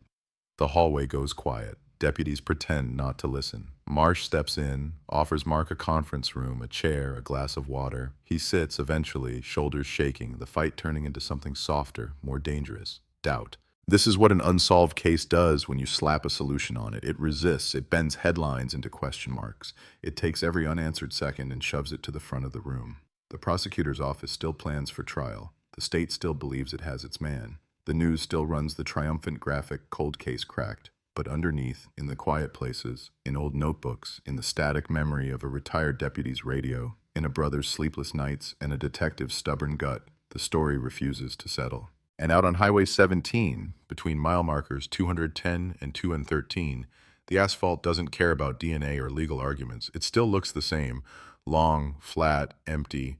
At night, cars still pull onto the shoulder occasionally, for texts, for tears, for engine trouble. Every time someone opens a door and steps out into that narrow strip of gravel and wind, time does a small, imperceptible double-take, as if checking, is this the night? Is this the moment? Is this the second when everything changes again? It isn't, not yet. But as trial approaches and the phrase Arizona 1994 cold case solved is repeated often enough to sound almost true, the 1 minute no one understands. 10:41 p.m. Waits, patient, at the center of it all. A silent, blinking cursor on a story that everyone wants to end and can't quite write. The headlines shift gears the moment a trial date is set. What was once mysterious disappearance and desert cold case becomes courtroom showdown and justice at last. Graphics spin across screens with gavel icons and timelines. The words Arizona 1994 cold case solved glow in bold font above footage of the courthouse steps. as if the verdict has already been handed down and the trial is just a formality, a parade with a pre-written ending. Inside, it doesn't feel like a parade, it feels like a siege. Jury selection is a slow grind through memory and bias. Everybody in Red Hollow has an opinion. Everyone knows someone who cried at Emily's funeral, or worked a search line, or saw her face on a flyer every single day that spring. The judge moves the trial to a neighboring county to find 12 people who didn't live with her ghost, at least not directly. Even there, the case is seeped in. Late-night true crime episodes, viral clips, podcasts with ominous intro music. You can't unring a bell that's been screaming for 30 years. One potential juror admits she followed the case obsessively online. Another says, "I think if the DNA matches, that's all we need, right?" Both are thanked and dismissed. Somewhere in the crowd, a man in a cheap polo folds his arms and says, "I think if they arrested him, they must have something." The defense attorney smiles politely and writes his juror number down with a single hard line through it. The final 12 are ordinary on paper: a school custodian, an insurance adjuster, a medical assistant, a retiree who fishes on weekends. None lived in Red Hollow in 1994. None claim to have a fixed opinion about the case. But they've seen the phrase cold case cracked enough times that it hums under their skin like a low, permanent buzz. On the morning opening statements begin, the courthouse feels like a dam about to burst. Reporters line the sidewalk, microphones raised, live feeds humming. They speak in tight, sharp sentences. "It's been called one of Arizona's most haunting unsolved murders," a correspondent says. And today, prosecutors say they will finally prove who took Emily Carter's life on that dark stretch of highway. The camera pans to the steps just as Luis Alvarez is led in, flanked by deputies, suit hanging stiffly on his frame, shackles removed before he walks into the courtroom, but still clanking in everyone's imagination. Inside, the air tastes like nerves and old wood polish. Emily's parents sit together in the front row behind the prosecution table, hands intertwined so tightly their knuckles are bone white. Mark sits on the other side of them, jaw clenched, eyes fixed on the defendant. For a second, when Luis glances up, their gazes lock. 30 years of absence in one accidental connection. Then Luis looks away toward his attorney, toward the table where his whole life is laid out in folders and exhibits. The prosecutor stands first. She doesn't waste time. "Ladies and gentlemen," she begins, voice steady, microphone picking up every small cadence. "This is a case about a young woman whose life was stolen and a man who thought time would keep him safe." She conjures the night in 1994 with words: the long highway, the empty car, the spilled coffee, the single white sneaker on the gravel. She talks about the search, the bone-dry wash where Emily's remains were found months later, the unanswered questions that hollowed out a town. Then she pivots, like a headline snapping from past to present. "For years," she says, "this case was called a cold case, a mystery, a story that might never be solved. But science moved forward, DNA databases grew, and when we looked again, when we scraped beneath the fingernails of the past, we found him." She points openly at Luis. The jurors' eyes follow. "We found the defendant's DNA, a match consistent with only one conclusion. At the end of Emily Carter's life, as she fought for survival, he was there." She doesn't mention the clock. Not yet. She doesn't talk about interference, radios, ghost minutes. She keeps the arc clean. Girl disappears, body found, years pass. DNA points back. "You will hear from experts," she promises. "You will see the forensic trail. You will listen to witnesses who remember the way he watched her from the diner counter, the way he drove that road night after night. And at the end you will see that there is only one verdict that fits the facts: guilty of murder in the first degree." The defense attorney rises next, a quiet counterpoint. She walks slowly, letting the silence expand. Then she breaks it with a single line, sharp as glass. "This is not a solved case," she says. "It's a cold case dressed up as a courtroom drama, built on technology that can point to families but not to moments, wrapped around a story the state wants you to believe because it's easier than admitting, after 30 years, there's still so much they don't know." She peels back the narrative layer by layer. No weapon, no eyewitness, no confession, no video, no fingerprints that tie my client to the car, the body, the scene. Just a partial DNA profile from scrapings taken decades ago, handled by who knows how many hands, stored in boxes that sat through heat and time and change. And yes, that DNA shares markers with Mr. Alvarez. It also shares markers with his cousin and anyone related to him. Science is powerful, ladies and gentlemen, but in this case, the science is being asked to carry far more than its honest weight. Then she walks the jury to the edge of the unexplained, the frozen dashboard clock, the radio burst near mile marker 210, the lack of tire marks, drag marks, consistent footprints, the sheer distance between where the Honda was found and the wash where Emily's bones lay. "Ask yourself," she says, "whether the state's story truly fills in that darkness, or whether it just shines a narrow flashlight on my client and leaves the rest conveniently ignored. The jurors listen, faces guarded. Their eyes move from her to Luis, to the prosecution table, to the projection screen ready to display 30-year-old ghosts. The judge calls the first witness. The case begins to unspool, not in headlines now, but in slow, sworn increments. The crime scene photos come first, as they always do. Emily's car on the shoulder, door ajar, interior light glowing weak against the night. The spilled coffee on the seat, the sneaker on the gravel, the empty stretch of desert yawning beyond. The jurors lean forward, some out of morbid curiosity, others with obvious discomfort. Her parents stare straight ahead, refusing to look at the screen, already knowing every pixel by heart. Then the search. Volunteers lined up in the heat, walking shoulder to shoulder through scrub and sand, aerial shots of the wash where bones were eventually found. The medical examiner's clinical testimony about trauma to the skull, about the likelihood of blunt force from an object or a fall that was no accident. No one breathes when he describes the moments before death. Everyone breathes when he stops. Next come the lab analysts, their language precise, their demeanor careful. They talk about degraded samples and partial profiles, about probability ratios and familial matching. They explain CODIS to the jury like a story, a vast library of genetic whisperings, looking for echoes. Then they land on the key phrase. The sample recovered from the victim's fingernails was consistent with the DNA profile of Luis Alvarez, with a statistical likelihood against a random match measured in the trillions. It sounds definitive. It sounds like a hammer dropping. The prosecutor lets the number hang in the air, almost visible. Then she asks the question she's been aiming at from the start. In your expert opinion, is it reasonable to conclude that Mr. Alvarez had physical contact with the victim at or near the time of her death? The analyst nods. Yes, she says. That is the most likely explanation. On cross, the defense attorney doesn't attack the science head-on. She walks around it carefully. You testified that the sample was partial, she says, that we don't know the exact conditions under which it was collected or stored, that we don't know if there was any contamination over the years. Is that fair? The analyst concedes the sample's age, its limitations. The attorney moves in on the weak spots. Can you say, with absolute certainty, that the DNA was deposited during an altercation and not some earlier accidental contact? The analyst can't. Can you rule out the possibility that a relative of Mr. Alvarez, sharing similar markers, was actually the source? The analyst says it's unlikely, not impossible. Unlikely, not impossible. Two small words that hang like a shadow over the bright, triumphant numbers from direct. The retired deputy, Tom Willis, takes the stand midway through the second week. He looks out of place in a suit, tie slightly crooked, hands fidgeting with the brim of an invisible hat.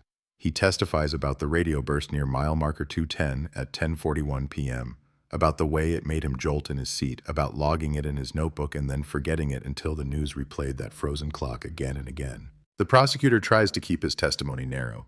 Did you see Miss Carter's vehicle that night? No. Did you observe the defendant's truck on the road? No. Did you witness any crime taking place? No. She nods, satisfied. Thank you. No further questions. Then the defense attorney rises and does what she does best. Turns a stray detail into a wedge. Deputy Willis, she says, you testified that your radio exploded with static at 10:41 p.m., and that later you learned Miss Carter's car clock stopped at 10:41 p.m. on the same stretch of highway, correct? He confirms. Do you have any explanation for why those two devices would malfunction at the same moment? No, ma'am.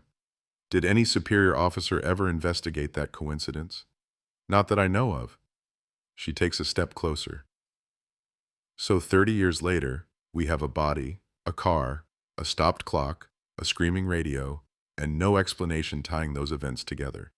But the state wants this jury to believe that nothing about this night remains mysterious except the name of the killer, which they now conveniently supply. Does that sound familiar to you, Deputy? The idea of filling in the blanks after the fact? Objection. Argumentative. Sustained. The judge's gavel taps once, lightly, but the words have already landed. The jurors have already heard them. Outside, the media machine spins every individual testimony into fresh, bite-sized drama.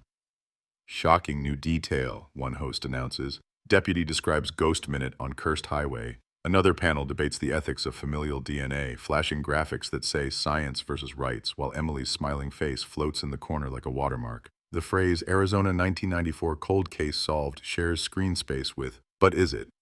The story is no longer a straight line, it's a knot tugged from both ends. Mark attends every session, the weight under his eyes deepening. His parents come when they can, but age and grief have carved limits into their bodies. One evening, after a day of especially heavy testimony, Mark finds himself alone on the courthouse steps as cameras pack up and drive away. The sun is bleeding out over the parking lot. He feels a presence beside him and turns to see Luis's attorney, file folder tucked under her arm, expression complicated. "I'm not your enemy," she says quietly. "Not really.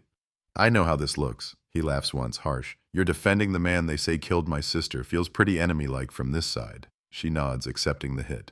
"My job is to make sure they don't put the wrong man in a cage because a story feels right. You of all people should want the right person held accountable. If that's my client, the evidence will show it. If it isn't, then what happens in that courtroom could be the last chance anyone has to admit this case is still broken." The idea that solved might be more dangerous than unsolved lodges in his chest. He doesn't know what to do with it. He doesn't want it. He wants a face to hate, a sentence to cheer for, a date on a calendar when the nightmare officially ends.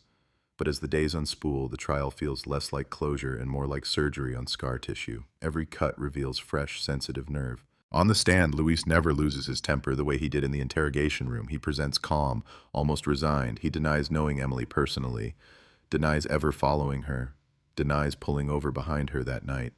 "I drove that road for work," he says. "We all did. If you find my DNA out there, it's because I lived there, because I breathed that air, worked that asphalt 30 years. Who can remember every fingerprint you left on the world?" The prosecutor presses. "Did you ever touch her?" He looks straight at the jury. "Not that I know of," he says.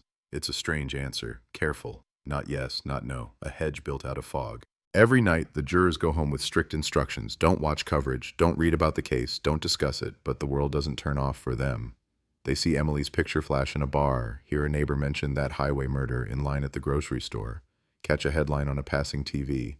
Cold case trial raises new questions. The case seeps in, no matter how hard they try to stay sealed. By the time both sides rest, the courtroom feels like a lung that's been breathing nothing but tension for weeks. The closing arguments are less speeches and more verdicts disguised as persuasion.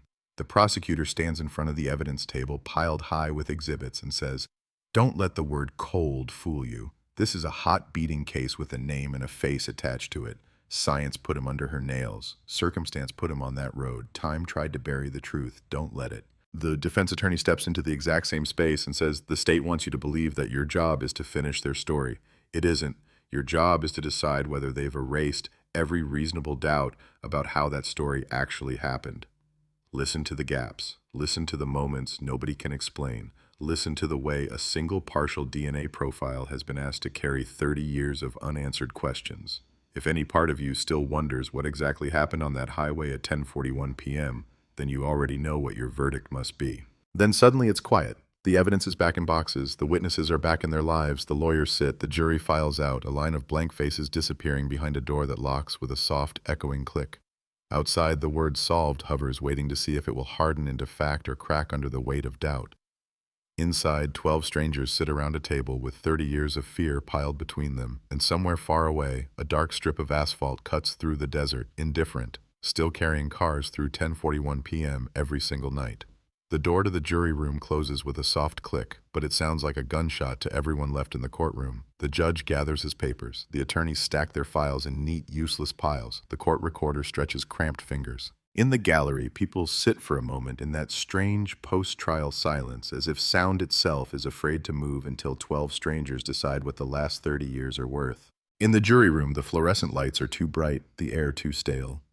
A coffee pot on a side table gurgles weakly, struggling to keep up with the nerves. 12 people sit around a long wooden table. No one speaks at first. They look at each other the way people do in an elevator, polite, avoiding, trapped together by circumstance. Finally, a woman in a navy cardigan clears her throat. "Juror 2, medical assistant, late 30s. We should pick a 4-person, she says, voice soft but practical. "Just so we don't talk in circles." Heads nod. A man at the end of the table raises his hand halfway. Juror 5, retired engineer, calm, gray hair, neat part. "I can keep us on track if nobody minds," he says. Nobody does. They vote without ceremony. It's done. He opens the evidence binder like a priest opening scripture. "All right," he says. "We've got 2 charges, murder in the first degree and the lesser included. We have instructions from the judge. We have all the exhibits. Maybe we start with where people are leaning. Just first gut impression. Not binding, just a starting point." Hands go up slowly, like people volunteering to step forward in a war they didn't sign up for. Guilty, not guilty, unsure. It's an uneven split. More hands on guilty, but not by much. 2 hands hang in the air between, wavering. The 4-person nods, makes a rough tally on the legal pad in front of him. "Okay," he says. So we're divided. That's normal. Let's talk. They start with the thing that looks the most solid, the DNA. Juror 8, the school custodian, taps the report with a blunt finger. They said trillions, he reminds them. Odds against a random match in the trillions.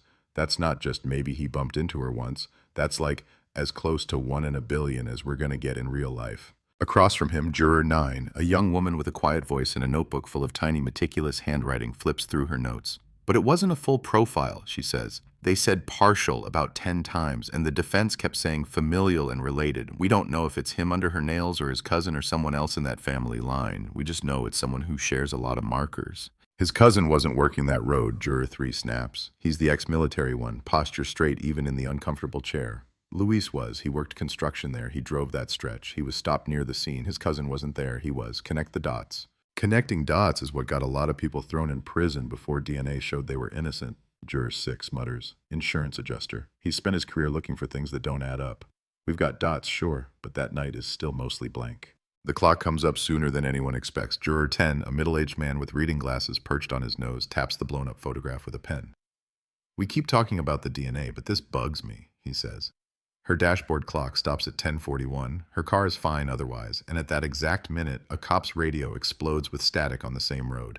Nobody can tell us why. Nobody even looked into it back then. That's the moment everything happens, far as I can tell, and it's a question mark. Juror 2 shifts in her chair. We're not here to solve the clock, she says. We're here to decide if this man killed her. Weird electrical stuff happens. I've had my car die for no reason. Doesn't mean someone hit me. But it does mean we don't understand the exact circumstances of how her car ended up on the side of the road, Juror 9 adds. Did she pull over because she saw him, because something in her car freaked out, because both? If we don't know that, how sure can we be about the story the prosecution's selling us? They circle it again and again. The frozen minute, the radio burst, the distance between the car and the wash, the lack of drag marks, skid marks, clear footprints, the lack of weapon, the lack of confession.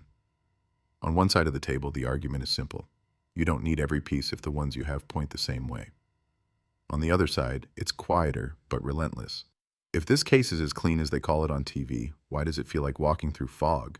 Outside, the day crawls. Reporters orbit the courthouse like vultures waiting for meat. Every time the elevator dings or a door opens, a dozen heads snap toward it.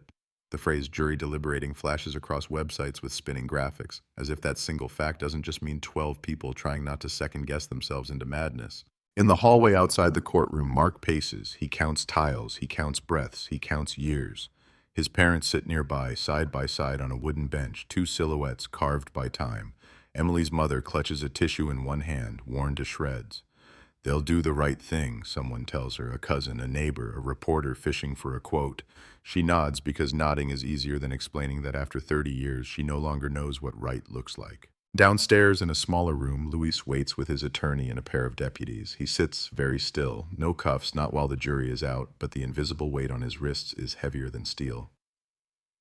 How long does this usually take? He asks once, not looking at anyone in particular. His attorney shrugs. Could be hours, could be days, could be 20 minutes. Time is strange in there. He almost laughs at that. Time has been strange since 1994. Back in the jury room, they take a preliminary vote after 3 hours. The foreperson calls it out. Guilty, guilty, guilty, not guilty, not guilty, not guilty, guilty, not guilty, guilty, not guilty, guilty, not guilty. It's almost a perfect split. 6-6. The room exhales as if someone punched it. All right, he says evenly. That's where we are. No one's changing their vote yet, I'm guessing. A few heads shake. A few shoulders lift in helpless shrugs. He presses on. We've got instructions. We've got to try to reach a unanimous verdict if we can. Let's talk more. The afternoon bleeds into evening. They go detail by detail. Rios's investigation, the old traffic stop video, the waitress's memory of a man with concrete dust on his jacket watching Emily from the counter, Luis's own words in the interview room. That was a long time ago. They argue about what those words mean. Slip of guilt, statement of confusion, a man terrified that 30 years of distance mean nothing. At one point, Juror 3 slams his hand on the table, startling everyone. He was there, he insists. Who else would she scratch that hard? Who else would have his DNA under her fingernails when she died? You think she shook his hand at the grocery store and then wandered off into the desert alone? The rhetorical punch lands. Some jurors look unsettled, but Juror 9 doesn't flinch. She might have bumped his arm at the diner counter, she says. He might have handed her cash and she brushed his hand. We don't know. They didn't know to look at him back then. They didn't swab the counter, the door handles, the coffee pot, and those nails sat for years. If the state can't rule out other ways his DNA got there, how do we? Because he fits, Juror 8 mutters.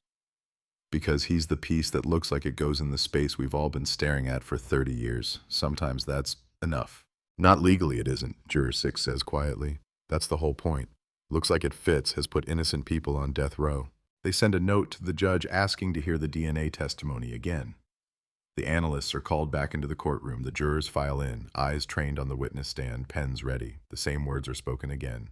Partial profile, statistical significance, familial match, most likely explanation. The same cross-examination follows. Not impossible. Cannot say with absolute certainty. Limitations of degraded samples.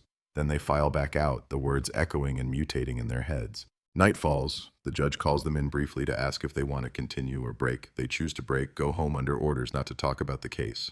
Most fail, not in words, but in dreams. Emily's car, Luis's face, the number 1041 floating in the air like a digital countdown. Day 2. The foreperson looks more tired. So does everyone else. Let's try again, he says, not optimistic, not defeated. They talk about motive now. Why her? Juror 2 asks.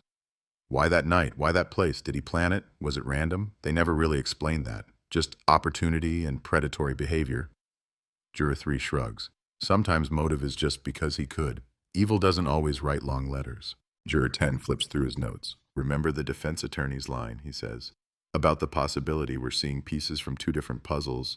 What if the radio thing, the clock, the weirdness, that's one story, and the DNA, the cousin, the construction, that's another, and we're trying to mash them together because we want one clean picture. The foreperson looks at him. Are you saying you think he's innocent? 10 hesitates. I'm saying I don't know, and don't know isn't beyond a reasonable doubt. They take another vote at noon. It shifts, but not enough. 7 guilty, 5 not guilty. The foreperson feels the room tense like a muscle. Okay, he says gently. We're moving, that's something. Let's hear from one person who changed their vote and why. Juror 8 raises his hand. I switched to guilty, he says. The more I think about it, the less I can see someone else fitting this.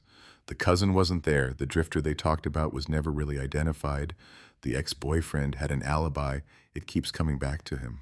Juror 9 stares at the table. She hasn't moved. Every time I get close to guilty, I see that clock stuck there, she says softly. I see the deputy talking about his radio blowing out at the same minute. I see the map. No tire marks where you'd expect them. No drag trail from the car to the wash. No sign of a struggle besides those nails. It's like the night itself is missing. And I can't put a man away for life until I at least feel like I'm not walking blindfolded. Hours grind by. The foreperson sends a note to the judge. We are having difficulty reaching a unanimous decision. The judge replies with a standard encouragement. Keep trying. Review the evidence. Listen to each other. No one says the word hung out loud yet, but it's there, sitting in the corner of the room like a shadow. By late afternoon, voices are frayed. Arguments loop. No one has anything new to say. The foreperson calls for one final poll, more out of duty than hope. This time, the numbers don't budge. 7 and 5, like a stuck rhythm. I don't think more hours are going to change this, Juror 2 says quietly. We're just wearing grooves into the carpet at this point. A few nods, a few stubborn set jaws. A few. He writes the note slowly. We are hopelessly deadlocked. Hands shake as he signs it. He folds the paper, presses the call button. Minutes later, the bailiff appears at the door. We have a note, Your Honor, he says back in the courtroom, voice echoing off walls that have heard so many verdicts, so many final words. The jury says they are deadlocked. The judge reads it, face unreadable. He's been here before. Not often, but enough. He calls everyone back in. The jurors file into their box, eyes heavy, some red-rimmed, some distant. The gallery stands, the defendant stands, the family stands. The room holds its breath. Mr. Foreperson, the judge says, has the jury reached a unanimous verdict? The words hang there, ritualistic, heavy. The foreperson swallows. No, Your Honor, he says. We have not, and we do not believe we can. A ripple passes through the room, a sigh, a gasp, one small, strangled sound from Emily's mother that breaks something in everyone who hears it. The judge nods slowly. Very well, he says. I find that the jury is hopelessly deadlocked. I declare a mistrial in this matter. The gavel comes down. Once. Twice. Each tap a dull thunderclap. Outside, the phrase, Arizona 1994 cold case solved, shatters in real time. Phones light up. News crawls rewrite themselves on the fly. Shocking mistrial in Arizona cold case. Jury deadlocked in 1994 highway murder. The word solved flickers, replaced mid-broadcast by in limbo. Commentators who spent weeks treating the verdict as a foregone conclusion pivot with practiced ease. This raises serious questions, they say. Did investigators rush to judgment?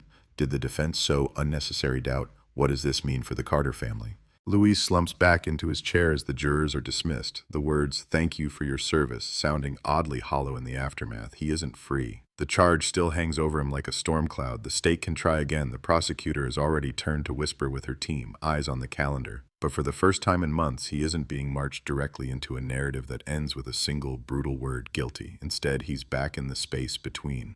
In the front row, Mark presses his palms into his eyes hard, as if he can push the reality away. No closure, no answer, no anything, just more waiting, more doubt, more strangers arguing about his sister's last minutes. His mother stares at the judge, lips moving soundlessly. His father just looks old. Detective Rio stands near the back, arms crossed, jaw clenched so tight it aches. A mistrial is not an acquittal. The case isn't lost, not officially.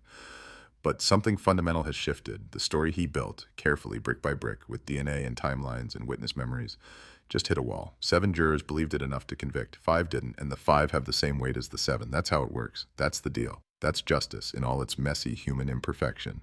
Outside, under a sky that's starting to bleed orange and purple over the desert, cameras swarm once more. "Detective, is this a failure?" someone shouts. "Will you try again?" another demands. "Is the case really solved, or did the jury just say no?" A microphone is shoved toward his face. He looks past it, past the lens, toward the invisible line of Highway 17 stretching out beyond town into the dark. "We're not done," he says finally. "Not yet." It's not a promise. It's not a threat. It's a statement of stubborn fact. But behind the words, behind the bright lights and the microphones and the headlines flipping from solved to uncertain, there is something else, something colder. The realization that in a case like this, time doesn't just erode evidence, it erodes belief, and every year that passes makes the word solved feel more like a wish than a verdict, more like a headline than the truth. The crowd disperses. The courthouse empties. Night settles over Red Hollow. Out on Highway 17, cars still whisper past mile marker 210 and 213, their headlights slicing through the same darkness that swallowed Emily Carter's last drive. Somewhere between those markers, between a frozen minute and a scream of static on an old radio, the real story waits, untouched by mistrials, headlines, or human certainty. It sits there like a closed door with no handle, while the world outside keeps trying to decide if it's already been opened. The word mistrial doesn't trend like guilty or innocent. It doesn't fit cleanly on a banner with dramatic music. It hangs there, awkward, like a half-finished sentence, and the world doesn't know whether to celebrate or rage. The morning after the verdict that wasn't, the headlines scramble. Overnight producers rip the word solved out of their graphics and replace it with softer, slipperier language. Still unsolved. Back to square one. Arizona 1994 cold case still in limbo. The same faces that once declared justice inevitable now tilt their heads and ask, did the jury get it wrong, or did the state? In Red Hollow, the effect is immediate and ugly. The bar on Main Street fills by noon. Voices rise, lines are drawn. On one side, Luis is a monster who got away for now, saved by a technicality and 12 people too scared to do the right thing. On the other, he's a convenient scapegoat, almost sacrificed to a community's hunger for closure. Every conversation uses his name like a weapon. Every sentence ends with a question mark or a curse. Emily's parents stop answering the phone. There are only so many times you can say we're devastated before the words feel like someone else's script. Mark stays in town, but he's restless, a live wire walking from room to room. He spends a whole afternoon in his childhood bedroom, staring at the posters still on the wall, the bed that was once his sister's and now feels like a memorial. The mistrial has done something strange to his grief. It's reopened it, fresh, raw, as if the last month was just a cruel simulation that ended with someone unplugging the machine. Detective Rios doesn't have the option of unplugging anything. The morning after he's back in his office, the Carter file on his desk like a dare. The prosecutor comes in, eyes tired, jaw set. "We're refiling," she says without preamble. "Same charges, same evidence, we're not letting this go." It's the only move she has, the only move the state can make if they don't want to watch 30 years of work evaporate into the desert heat. But there's something brittle in her tone, a hairline crack running down the middle of confidence. "We also need to talk about perception," she adds. "The mistrial scared people, jurors, voters. We run this again. We need more than the same puzzle pieces arranged in the same way. We need something new, something that closes at least one of those gaps the defense hammered on." She doesn't say the word 1041, but it sits between them anyway. So they dig again, not because they suddenly believe the killer is someone else, but because a case that looked airtight from a distance just proved it leaks when 12 ordinary people stand close and press their fingers along the seams. They call the crime lab, ask about retesting trace fibers with newer techniques. They call the radio tech again, ask if any old logs might still exist in some forgotten box. They call anyone who might, by accident or memory, hold a piece that makes the night less impossible. One of those calls lands in a cramped apartment in Phoenix, where a man in his 50s stares at a wall of framed citations from a career in highway maintenance. His name is Ray Delgado. He was a foreman in '94, running night work crews on stretches of 17, including the miles that cut past Red Hollow. When the deputy on the phone says Emily Carter, there's a long silence on the line, like static trying to remember how to be sound. I remember the flyers, Ray says finally. We saw them taped up at the gas station. We drove past that girl's car the next night after they towed it. Little patch of fresh gravel where it used to be, hard to forget. The deputy asks if he remembers Luis Alvarez. Another pause. Yeah, he says. Quiet kid back then, strong back, did good work, drank too much, didn't show up a couple shifts after the disappearance, but a lot of guys were spooked and calling in sick. What about that week? The deputy presses. Anything strange with the equipment, lights, generators, radios? Ray exhales, a long, low sound. We had a rig go dead, he says slowly. Portable light tower, one of the big ones. Whole bank of lights blew out at once. Thought a fuse, but when we checked it later, fuse was fine. Just dead.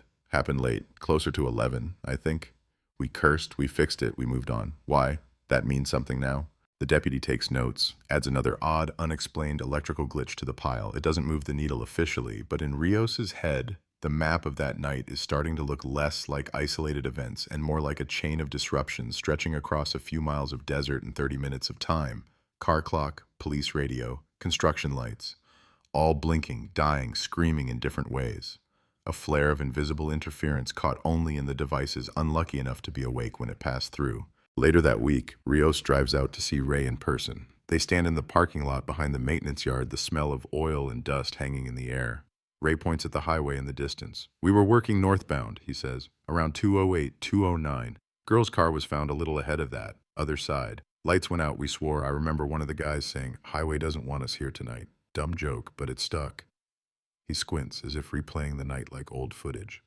I didn't think to tell anyone, just figured machines break. Do you remember seeing a blue Honda? Rios asks. Or a pickup pulled over? Ray shakes his head.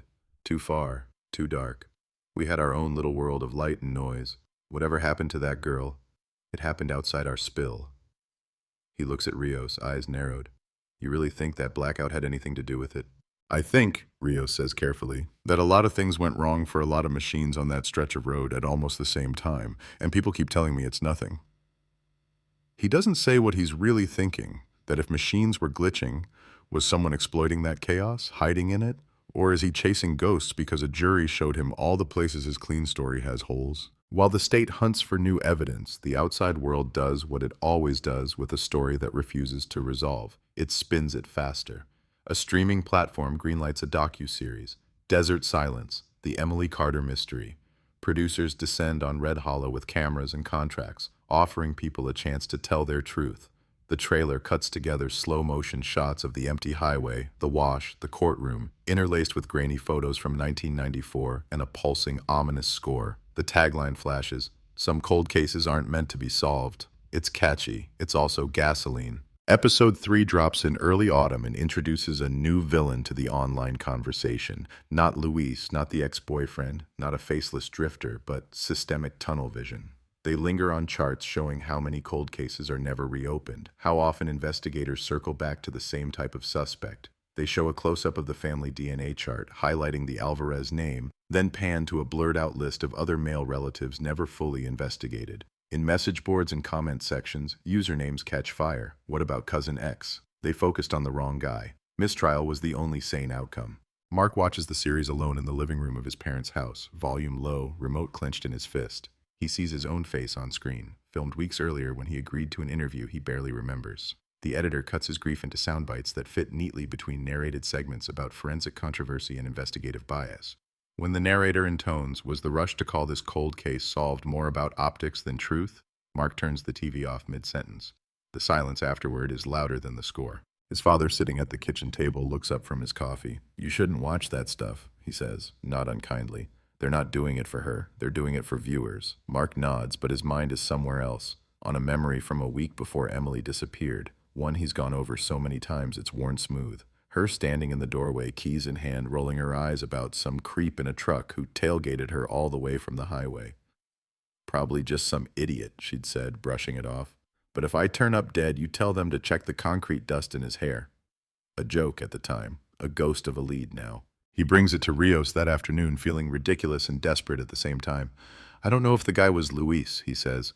I don't even know if I'm remembering it right after all these years. But she said truck. She said concrete dust. And you keep telling me he worked construction on that road. Rios listens, face unreadable. He's heard the story before in slightly different words from a waitress at the diner. The human memory machine, rewinding, replaying, editing with each pass. Memory is tricky, Rios says carefully, but patterns are patterns. It matters. It's another piece. He writes it down again anyway, even though it's been inked in the file for months. Sometimes rewriting something is the only way to convince yourself it still exists. The pressure builds around the prosecutor's office. Will you retry? Becomes the new refrain at every press conference, every budget hearing, every campaign stop. She stands at a podium one afternoon, cameras clustered like insects in front of her, and says, "We intend to seek justice for Emily Carter. We are reviewing all options." Behind her, the state seal glints in the fluorescent light. The phrase "all options" ricochets across the internet within minutes, dissected, mocked, praised, feared. Luis, out on bail now while the state regroups, moves into a small apartment with blinds that never fully open. He keeps his head down, but he can't make himself invisible. In the grocery store, people stare. On the sidewalk, conversations stop when he passes. One morning, he finds a flyer taped to his door, a photocopy of Emily's missing poster, the word murderer scrawled across the bottom in red marker, the question mark drawn with unnecessary force. His attorney calls, voice tight. "We can file harassment complaints," she says. "We can ask the judge to restrict certain media, but I can't make the world unknow your face. That's the cost of being at the center of a story like this." He doesn't answer. He looks at Emily's eyes on the paper, frozen at 22, and for a moment something like exhaustion, like sorrow, flickers across his face. "If I did it," he says quietly, more to himself than to her, "why don't I remember? And if I didn't, why won't they let me leave that highway?" She has no answers. The law has boxes, not balm. Detective Rios finds himself driving that highway more often now, not as an investigator, but as a man trying to hear something in the engine noise that isn't there. He passes mile marker 210, 211, 212, 213, each sign a metronome counting beats of a song stuck on one note. He pulls onto the shoulder at roughly where Emily's Honda once sat, kills the engine, and just listens, to the wind, to the crackle of the radio, to the ticking of his own dashboard clock stubbornly alive. He thinks about the headline that started this new chapter. Arizona, 1994, cold case solved. Arrest shocks community. How clean it looked in bold font. How satisfying. He thinks about the way that word solved has been dented, scratched, almost stripped off like an old decal on a patrol car. He thinks about how, in the end, a dozen strangers in a hot room didn't see certainty. They saw a story with too many blank pages and a man standing at the edge of those blanks. Back at the office, the Carter file now has another label stuck to its spine. Mistrial, pending review. It's not closed. It's not open. It's suspended, like a body caught between a step forward and a step back.